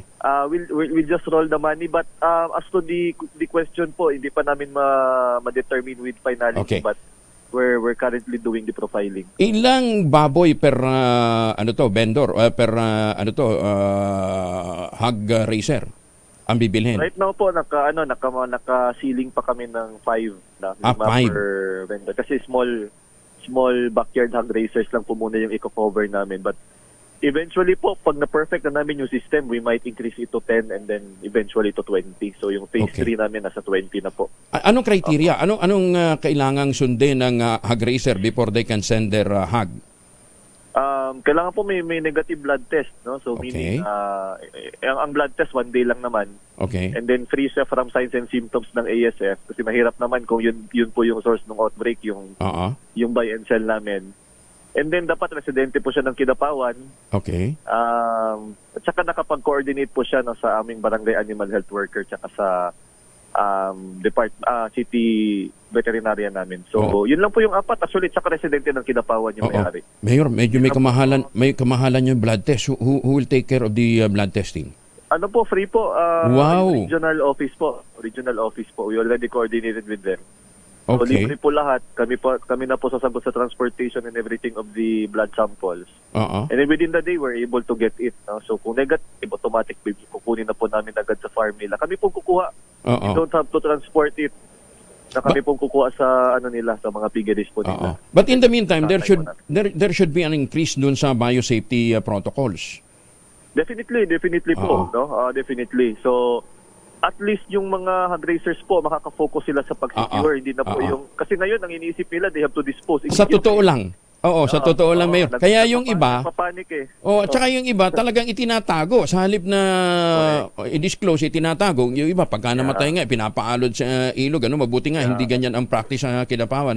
Kaya nga, nung nabasa ko namin yung, natanggap ko yung information, sabi ko, tawagan ko si Mayor Pao dahil napakaganda nitong approach na ito na pwedeng gayahin ng iba pang mga LGU. Di ba? Correct po. And we're a very small LGU compared to other cities po. Compared to other provinces. We don't have that much budget. Pero we're able to do this, at least po responsive, tsaka hindi na po magpapanik yung yung hog raisers natin. They know that there will be something for them, either kung patamaan sila ESF, may compensation. Kung hindi naman, at least may ready market. Okay. At saka sa tamang presyo po yung yung bilihan. Mayor, ay kasako pero mangutana ko. So pili mo edad ron, Mayor? Manghod man kasako pero pilang edad di mo, Mayor? I will turn 35 this August. Kita ho ninyo. Iba talaga pagka bata ho ang namumuno sa lokal na pamahalaan Di ba? Malikot mag-isip pero pakikinabangan ng taong bayan. Mayor Pao, dagang salamat ha. Thank you for that strategy. Salamat po. Ingat po, Mayor. Thank you po, Kong. Thank you. Dagang salamat. Dagang salamat po. Ayan. So, may solusyon Hindi po pwedeng sabihin natin na wala pang bakuna di ba? Tapos mong mga matay na yung mga baboy. Ito ho, maganda yung strategy. Huwag nyo nang siguraduhin lamang natin na hindi pa kayo apektado. Bibilhin namin at a higher price, di ba? Tapos kami na bahalang mag-dispose at a lower price. Ngayon, yung malilikom na pondo o na tubo, yung pong gagamitin para doon sa mga nauna nang dinipopulate. So, may hope na nakikita ang ating pong mga magbababoy. Hindi yung sana naisip na ito ng Department of Agriculture, lalong-lalo na ng mga regional offices. Kung hindi nyo kaya, makipag-coordinate sa mga lokal na pamahalaan para matugunan yung kinakailangang aksyon. Ito ho ang solusyon. Di ba? Hindi yung bahala na si Batman. Magandang umaga, Pilipinas! Napakagandang strategy itong ginawa ni Mayor Pao Evangelista dyan po sa Kidapawan City. Isunod na natin si Dr. Jose Rene de Grano, ang Pangulo po naman ng Private Hospital Association of the Philippines. Doc de Grano, Mr. President, good morning po. Magandang umaga po. May utang pa ba sa inyong PhilHealth? May utang? Meron pa rin po. Magkano pa daw? Estimate lang po namin yan. Umabot pa rin ng mga mahigit 4 billion pa rin po yun. 4 billion? Nagsasauli nga ng 90 billion sa sa National Treasury. So excess fund daw sila. Ba't hindi kayo bayaran? Yun nga po sinasabi namin noon pa. Yung pala for the past 2 years na yung meron silang ganyang kalaking pera na hindi naman po nila kami pinabayaran sa mga pagkakautang na yun. Nang sa gayon, mapakinabangan din niya yung pondo, mag-level up yung mga ospital na nangangailangan ho ng tulong, lalo-lalo ng mga private hospital, di ba? Kasi yun pero kayo ho, sumulat pa rin ho sa kanila na doon sa paniningil ho ninyo. Ay, patuloy naman po yun. Tinatawag namin din yung reconciliation. Tuloy-tuloy po yan. Actually, before, umabot yan ng, umabot mga around 8 to 10 billion yan. Medyo nabawasan na po dahil patuloy yung reconciliation namin ng kanilang mga data nila at yung sa amin naman. Pero ngayon, kumusta ho ang ating mga private hospitals? So far, ayos naman po. At yan, ang mga hinihintay po nung iba ay yung sinabi nila na mag-release sila diba ng 27 billion dapat para sa HEA natin. Yung mga health workers. Yung kulang pa. Supposedly, dapat ilabas na yung first tranche ng 27 billion. Yung naghihintay pa po yung, hindi pa po nila. Although, hindi sabi nila na ibigay na ng again, wala pa pong dumarating sa ating mga hospital. So, mas nauna lang pala yung news. Ay, parang July 4 pa yun Parang nila 5, noon nila sinabi, in-announce So hanggang ngayon, ala pa? Ay, hindi pa po dumarating sa ating mga hospitals. Wala pa. Baka after 10 years, darating din yan. Ay, sige. So meron pa, may utang ho sa inyo. So may iba pang pwedeng paggamitan ng pondo. Ba't mo nga isasauli sa National Treasury? Di ba? Yun po ang sinasabi din ng ating mga medical societies. Dapat po yung may pera pa lang ganyan, nabayaran sana pagkakautang pa. Pangalawa, nag-increase sana yung talaga sasabihin nila kasi hindi na masyap agad ma-increase yung mga benefit dahil baka mawalan silang pondo. Yung pala, may mga pondo silang nakatagong ganyan. Ay, and then, pinataas pa nila yung premium Isa pa payment, yun. diba? Oo, January, itinaas ang premium dahil kulang na daw ho yung pondo. Yun pala, may ganitong pondo. Ay, ano ko na. Oo. Sinasabi po natin. Doc, thank you for joining us. Magandang umaga po sa inyo. Sige po, magandang Ingat po. Si Dr. Jose Rene de Grano, ang presidente ng Private Hospital Association of the Philippines. Maganda umaga, Pilipinas! Ano man po ang lakad natin, huwag kalimutan magbaon ng proteksyon laban sa mikrobyo. Dalawang formulation ng family alcohol na pwede nating pagpilian. Yung family 70% isopropyl alcohol, specially prepared for clinics, hospital, pharmacies, laboratories, pero okay na okay po sa mga households. Very effective po yan sa disinfection at sterilization. Ganyan ang bagsik ng family 70% isopropyl alcohol. Maghapon man natin gamitin, no problem. Hindi po manunoy ang inyong makamay dahil meron po itong moisturizer.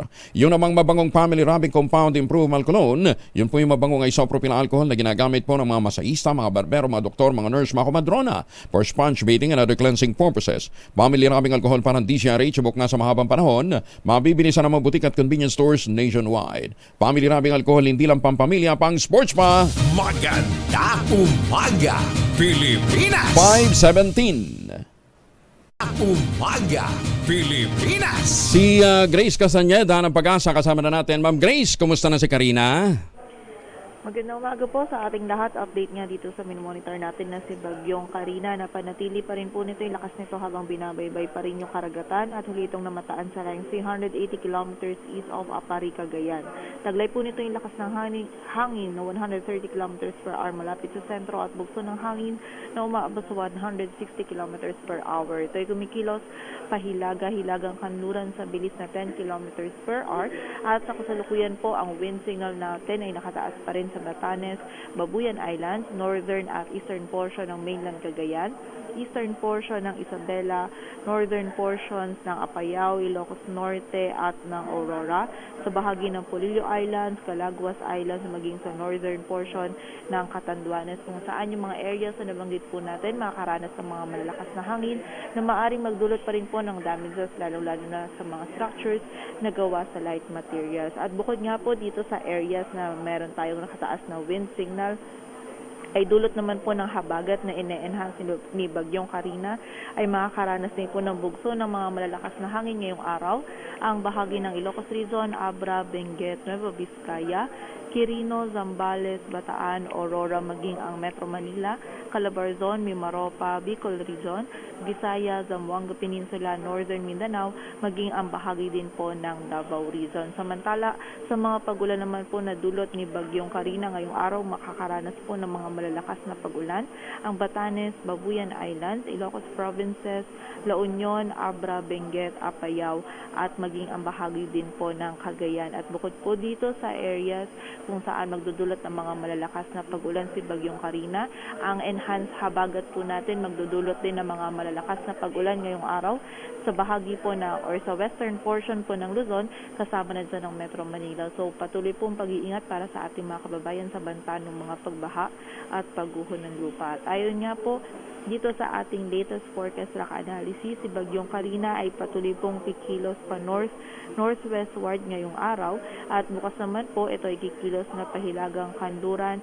at posible pong lumabas ng ating area of responsibility by between tomorrow evening or Thursday morning po, between Wednesday evening or Thursday morning, at nananatili nga pong malayo itong si Bagyong Karina sa anumang bahagi ng ating kalupaan, ngunit sina-expect po natin na gaya ng nabanggit natin kanina, magdudulot pa rin po ito ng mga malalakas na pagulan and also ng mga malalakas na hangin, and also yung habagat naman po ay magdudulot din ng mga pagulan sa western portion ng Luzon.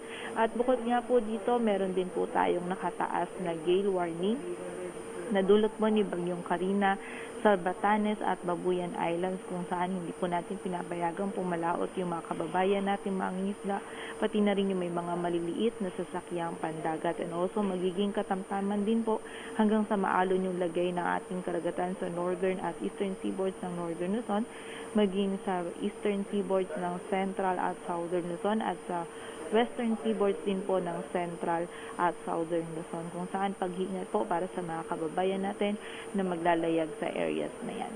At yan po muna ang latest dito sa Weather Forecasting Center ng Pag-asa. Grace Castañeda, magandang umaga po.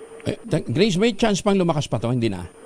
Sa atin pong latest analysis, hindi po natin inaalis yung pwede pa. possibility na pwede pa po itong ma-reach nito yung peak intensity niya as a typhoon sa mga susunod po na araw. Okay. Pero importante, hindi siya maglalandfall, Yan po dun sa ating latest forecast track analysis, mananatili po itong malayo sa ating Philippine land.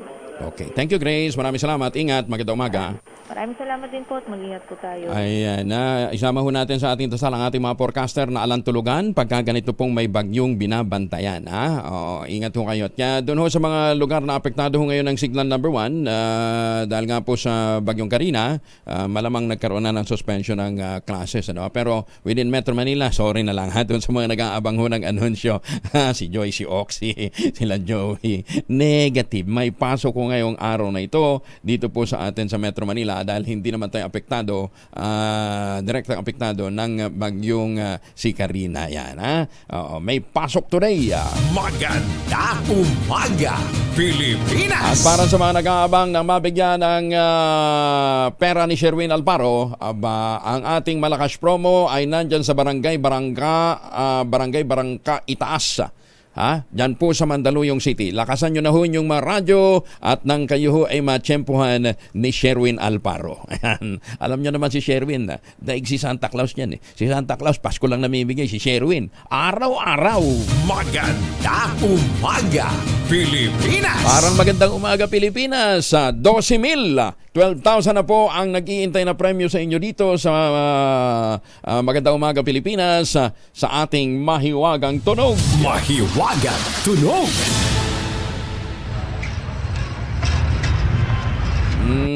Ano po ang ating mahiwagang tunog? Basta part ho yan ng bike. Ano ginagawa nyo sa bike, Bahala ho kayo. Lahat naman halos nakaranas na mag-bike. 3 gulong, 4 na gulong, 2 gulong, walang gulong. Walang gulong. Isang gulong meron.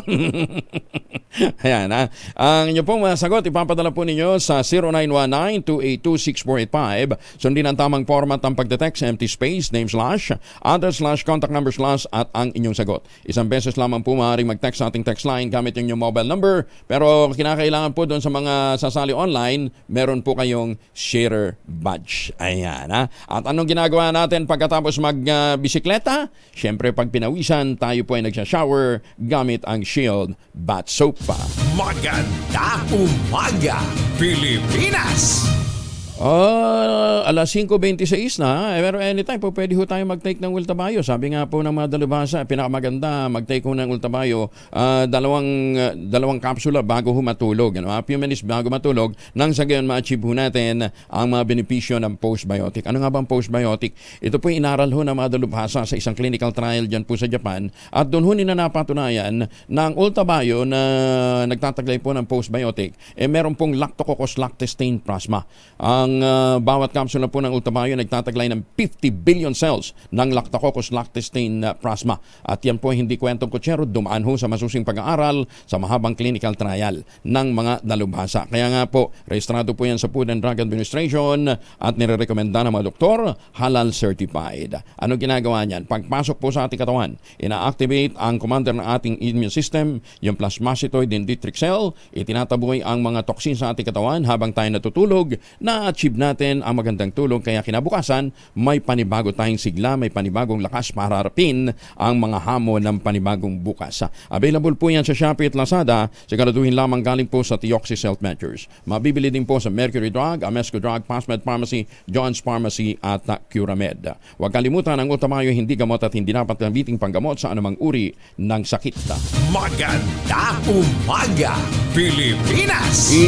Isasantabi muna ng Senado ang isinusulong na charter change o CHACHA sa huling regular session ng 19th Congress. Ayon kay Senate President Chis Escudero, ito'y upang bigyan daan ang mas mahalagang panukalang batas na magpapabuti sa buhay ng Pilipino.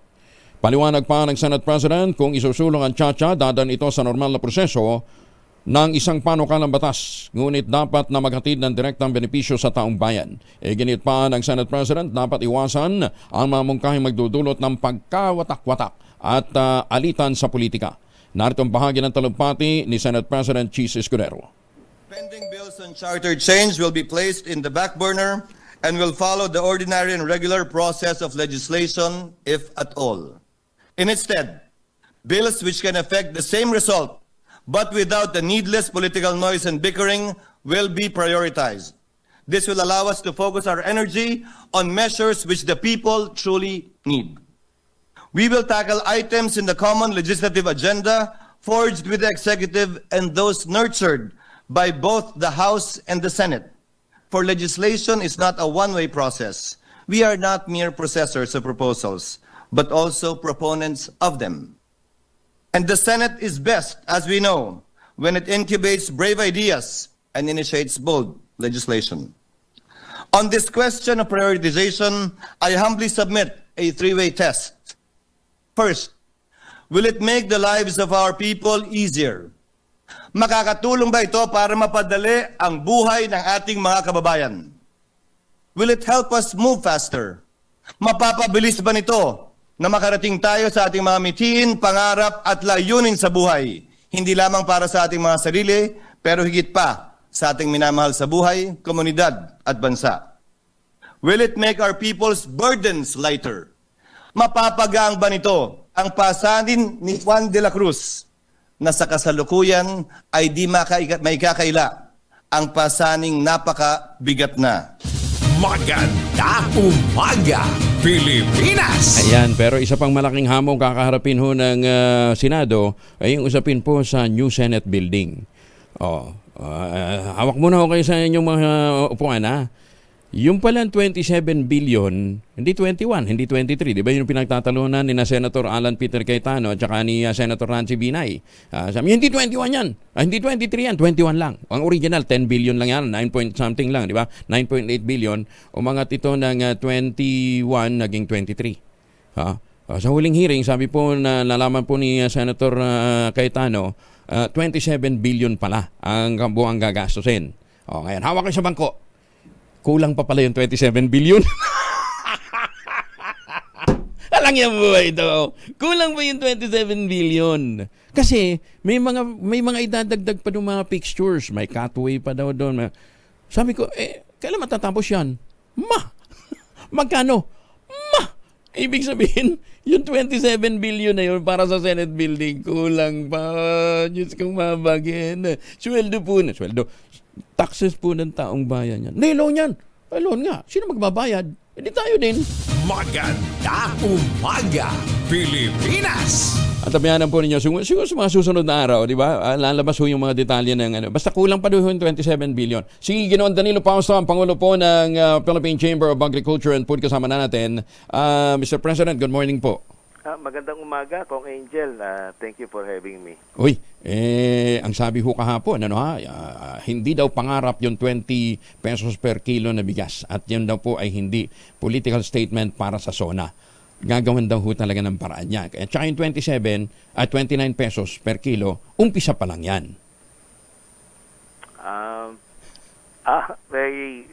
Ang detalya kasi niyan gagawin sa ng mga kabinete, yung kay Secretary Kiko. Medyo malaking challenge yan sa kanila dahil siyempre hindi mo naman pwedeng ibaba ang presyo ng bigas kundi mo tatamaan yung presyo ng palay. Pag presyo ng palay pinag-usapan, edi ang tatamaan yung mga magsasaka. Baka kasi kung obligado kang ibaba yung presyo ng palay sa mga farmers, baka hindi makabawi sa puhunan, no? Especially yung mga lugar na maliliit ang ani, no? Kunyari, nasa 70 to 80 kabans per hectare ka lang. 80 kabans kasi ang ating 82 kabans ang ating average. Kung bababa ka ng 16 pesos per kilo sa palay, tabla-tabla ka lang, baka hindi ka pa makabawi sa puhunan. Hindi, baka naman sakaling magbibigay ng subsidy sa mga farmers para, 'di ba? Kamukha sa ibang bansa, may mga subsidy sila, hindi lang binhi, kundi pati pa sa ibang mga farm inputs. Iyon naman talaga ang sinasabing solusyon sa food inflation, lalo na sa bigas, subsidy. Pagka ganong subsidized ng gobyerno, hindi mapupwersang ibaba talaga yung pagbili ng palay sa bukid, ano? Pero yung pang-subsidize, kailangan may source, hindi lang kukuhanin sa taxpayer. Baka yun ang pinag-uusapan namin ng mga nakakaraan, baka pwede sa taripa kuhanin, binaba yung taripa. At masaya ako dun sa pagkakadinig ko kahapon, especially yung sinabi niya na Hindi naman 5 years. ang tariff hanggang end of the year. Okay. Yung Executive Order 62 na inisyo niya hanggang 2028, which is 4.5 years from now. Oo. So sinasabi parang pinapahiwatig ng LEDA na in 4.5 years hindi makokontrol ang food inflation. Kaya nilagang 2028. Nung madinig ko kahapon, ako'y tuntua dahil sinabi ni Presidente hanggang end of the year lang, 4 months lang yan. Okay. So, pwede na siguro kami doon. Okay. Happy na kayo doon sa hanggang end of the year? Kesa 4.5 years kami, yung taripa napakababa.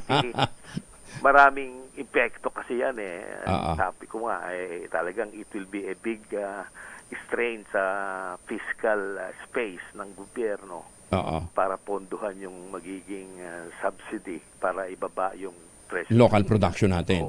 Yung local production, tatamaan talaga dahil sasabayan dun sa presyo ng bigas pagka sa 17, pag kinumbert mo sa bigas, nasa 24, 25 yung bigas. Yung palay ay 17, nasa 25 ang presyo ng bigas.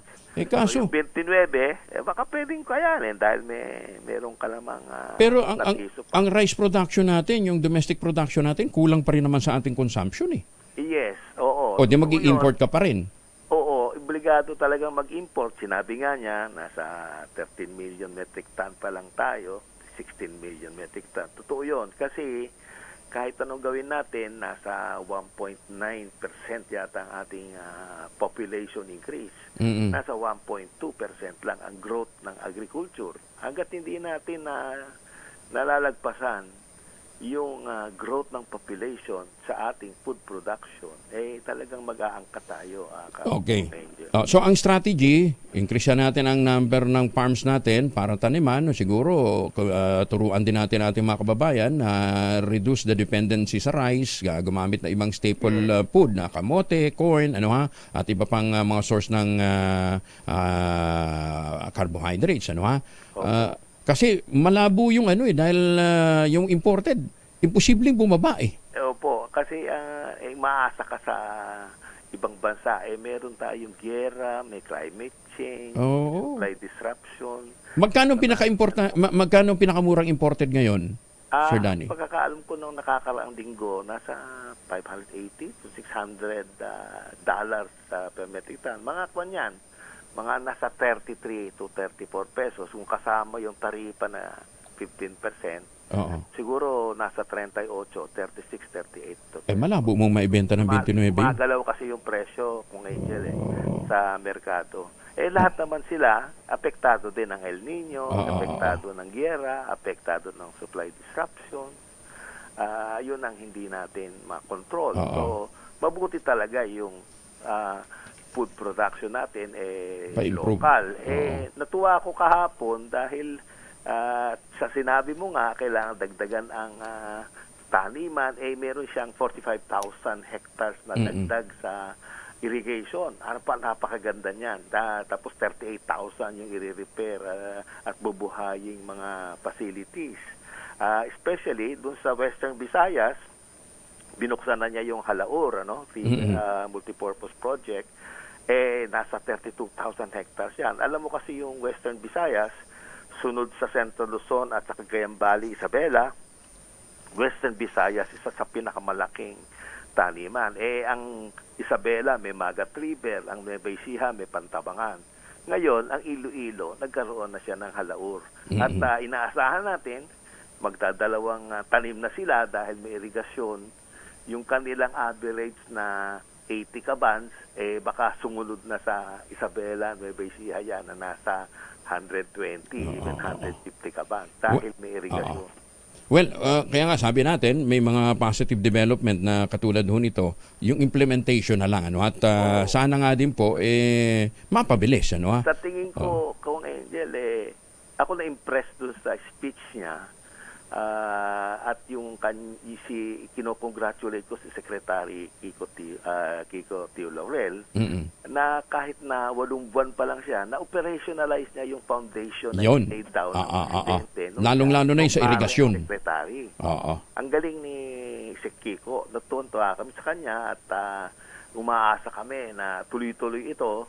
At lahat nga ng foundation nung siya ay concurrent Secretary Paglusur, ang Presidente, na-operationalize ni Sec Kiko at tuloy-tuloy siya, no? Mabilis ang galaw niya at umaasa lang sana kami na ponduhan ang Department of Agriculture kasi mababa pa rin ang budget.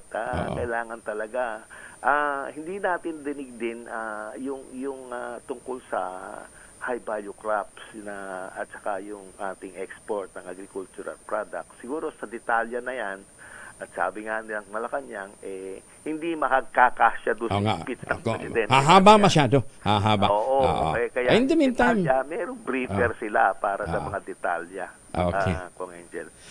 Sir Danny, maraming salamat for joining us. Magandang umaga po sa inyo. Thank you. Opo. Salamat. Ang Pangulo ng Philippine Chamber of Agriculture and Food Incorporated, si Ginoong Danilo Pausto. Magandang umaga, Pilipinas! Ligtas pa ang tubig sa sikat na beach destination sa Boracay Island. Ito naman ang inihayag ng Environmental Management Bureau ng Department of Environment and Natural Resources bilang pag-uulan sa mga nais na bumisita sa tanyag na destinasyon. Ay kay Ramar Neil Pascua ng DNR-EMB, pumasang katubigan ng Boracay sa nakatagdang safety standards at monitoring na sinagawa mula Enero hanggang Hunyo. Iniugnay ni Pascua ang kalinisang ito sa ginawa ng administrasyon, partikular na nakalipas na administrasyon na pagkakasa ng mahigpit na pagpapatupad ng sewage system sa isla. Sa ngayon, karamihan ng mga establishmento sa Boracay ay nakakonekta na sa Boracay Island Water Company at Boracay Tubig System Incorporated, isang paglinis na sa mga inilalabas na waste water. Ay di congratulations. At mga kababayan ho nating San Juan City, alampasok ngayong araw na ito dahil sa sama ng panahon. San Juan pa lang ang nag-announce? Alamin nga natin na detalye mula kay Edniel para sa Edniel. Good morning. Edniel? Ay, teka muna ha. Edniel, go ahead. Kuya Angel, good morning. Sinuspinde ni San Juan City Mayor Francis Zamora ang pasok sa lahat ng paaralan ngayong Martes, Hulyo 23. Kasunod dito ng malakas at tuloy-tuloy na pag-ulan sa Kamaynilaan hanggang kanina hating gabi at ngayon ay bubuhos ulit dito sa bahaging ito ng Eastern Metro. Ayon sa alkalde, walang pasok ang lahat ng antas ng mga pampubliko at pribadong paaralan para na rin sa kaligtasan ng mga estudyante at school staff sa lungsod. Samantala, kanselado rin Kuya Angel ang nakakasang seremonyal Brigada Eskwela sa lungsod ng Mandaluyong ayong araw din ito ng Martes dahil sa masamang panahon. Pangungunahan sana ni DepEd Secretary Sonny Angara at ng mga representante mula sa MMDA, itong brigada sa mataas na paaralang Neptari A. Gonzales ngayong Martes. Pero wala pang formal na announcement mula sa LGU kung suspendido rin ang pasok ng private schools na mas maagang nagkasa ng kanilang school year kaysa sa mga pampublikong paaralan.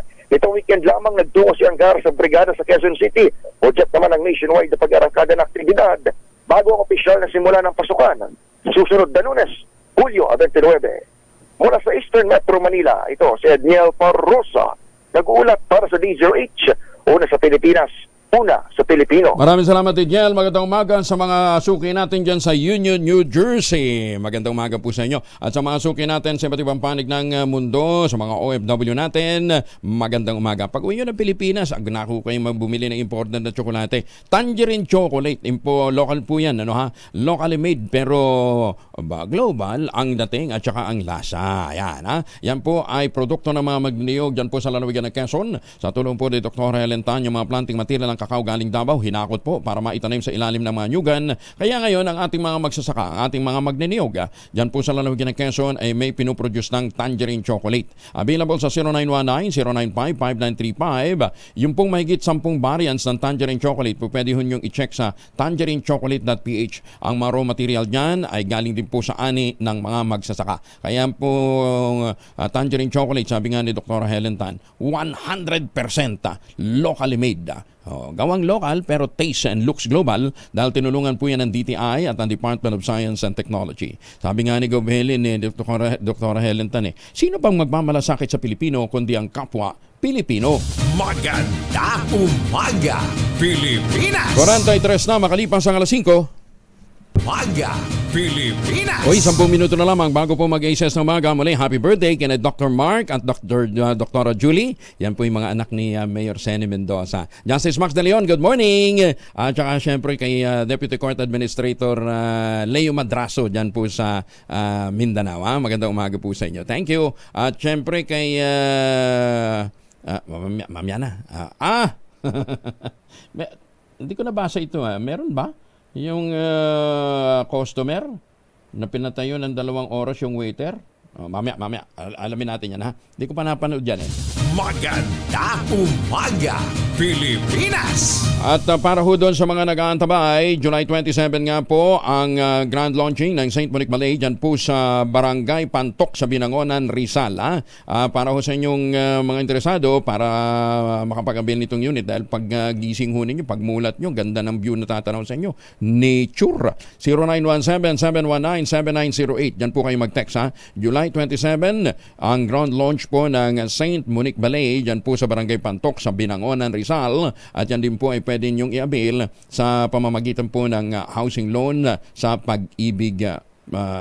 Pwede kayong mag-avail ng Pag-ibig housing loan. Ayan ha. At kung kayo po bibili, doon sa launch, meron ho kayong bagong e-bike na makukuha din.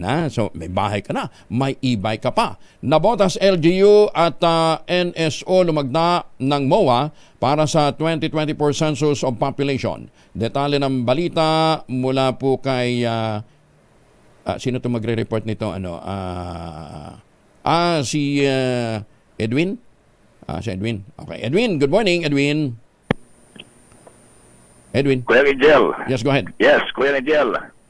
Kuya Angel. Go ahead, Edwin. Edwin Duque, go ahead. Yes.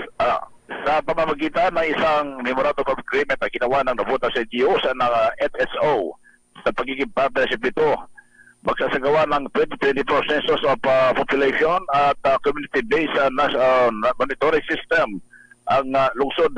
Lumagda si Mayor John Ritsanco, kasama dito si Pasiano Dizon, ang Regional Director ng Regional Statistical Service Office, National Capital Region Sencha Laksina, Supervising Statistical Specialist at Office in Charge ng Provincial Statistical Office, NCR at iba pa mga opisyal sa isang kasunduan. Ayon dito sa alkalde, ang census ngayong taon ay magbibigay sa kanila ng mga makatuhanang pananaw sa kasalukuyan, katunayan ng populasyon ng kanilang lungsod.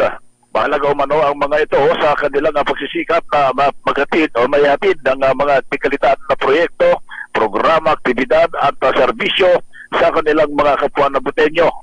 Sa ilalim ng MOA, ipapatupad at pangasuhan ng PSA ang pangongolekta ng statistical data at geotagging o geotagging ng mga gusali ng sambayanan sa nabutas.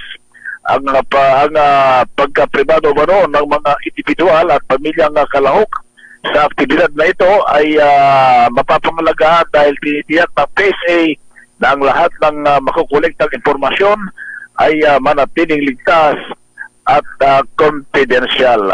Ako si Edwin Duque, DZRH, una sa Pilipinas, una sa Pilipino. Salamat Edwin Duque. Samantala, Paranaque, alading pasok. Itali pala kay Giselle Ricaport, RH15. Giselle, go ahead. Sa San Juan, alang pasok. Paranaque, alang pasok. Giselle. Kuyang Angel, suspendido ang klase sa lahat ng antas sa mga pribado at pampublikong paaralan sa Parañaque ngayong araw. Ito ay alinsunod sa direktiba ni Mayor Eric Olivares at Parañaque City Disaster Risk Reduction and Management Office. Pinaalalahanan naman yung bawat residente na mag-ingat sa lahat ng oras at manatiling alerto. Nagbabala naman yung Parañaque Emergency Local Operation Center na paghandaan pa rin yung malakas na pag-ulan para sa posibleng storm surge sa mga baybaying dagat. Samantala sa Taguig, binuksan na yung evacuation center sa Hagonoy Gym sa Barangay Hagonoy bilang paghahandayan sa bantaraw ng malakas na hangin at pag-ulan. Ito si Giselle Ricaport para sa DZRH, una sa Pilipinas, una sa Pilipino. Maraming salamat, Giselle. 5 minuto na lamang bago po alas 6 ng umaga.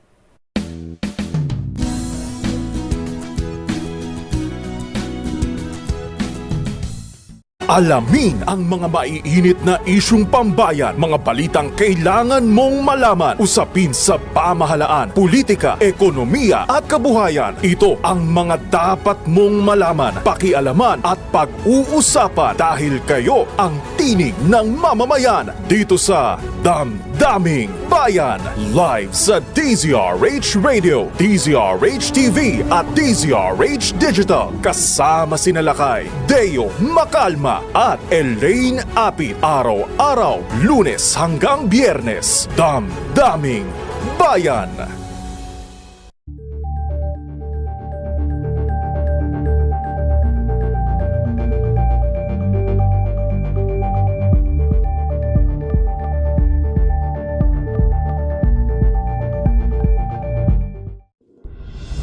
Tuloy-tuloy ang pagtulong, tuloy-tuloy ang pagseserbisyo at tuloy-tuloy ang balitaan kasama si May Binauhan sa Operation Tulong mula Lunes hanggang Biyernes.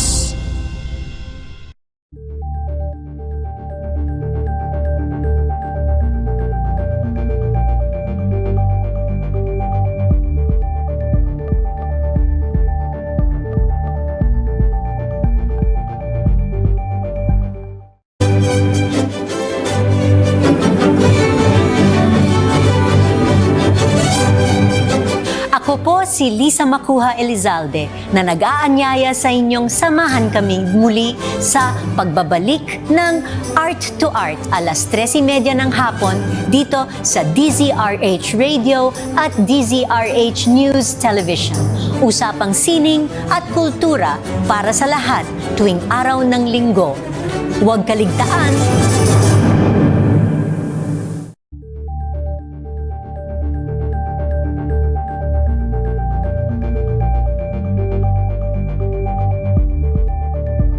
Umaga, Pilipinas!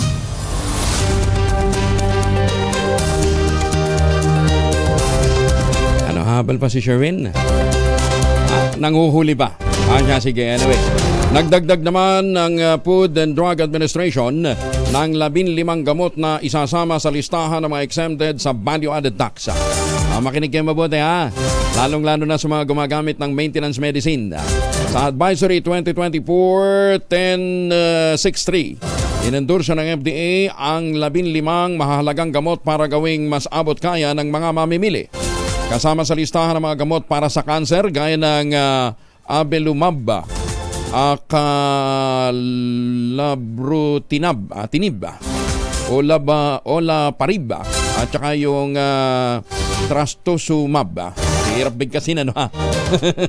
Pero mga pharmacist ka, kayang-kayang banggitin mo. Ano ba?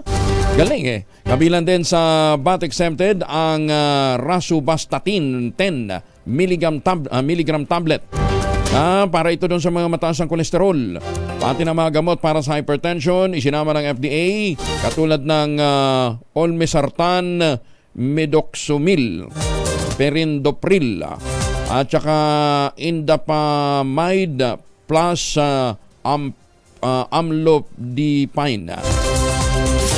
Dagdag pa rito kasama din ang ilang sakit sa pag-iisip katulad ng sodium valproate at saka valproic acid syrup. Hirap big kasi, ano ha? Basta, Mas kabisado niya yan doon sa mga gumagamit yan. Ha? Meron na pong VAT exempt at meron pong bawas presyo para mas abot kaya. At paano po, papaalam na ho tayo. Ha? Maraming salamat po sa inyo walang sawang pagsubaybay, pakikinig at pagtitiwala. Kuya Angel po, nag-iiwan sa inyo ng isang magandang umaga. Magtanim ng kawayan para sa kalikasan at kabuhayan. Ang ating quote of the day ngayong araw nito ay galing po kay Confucius. Ang sabi niya po, real knowledge is to know the extent of one's ignorance. 2x2 at ACS Balita in just a while. Maganda umaga, Pilipinas! Isang minuto bago mag-ACS sa umaga.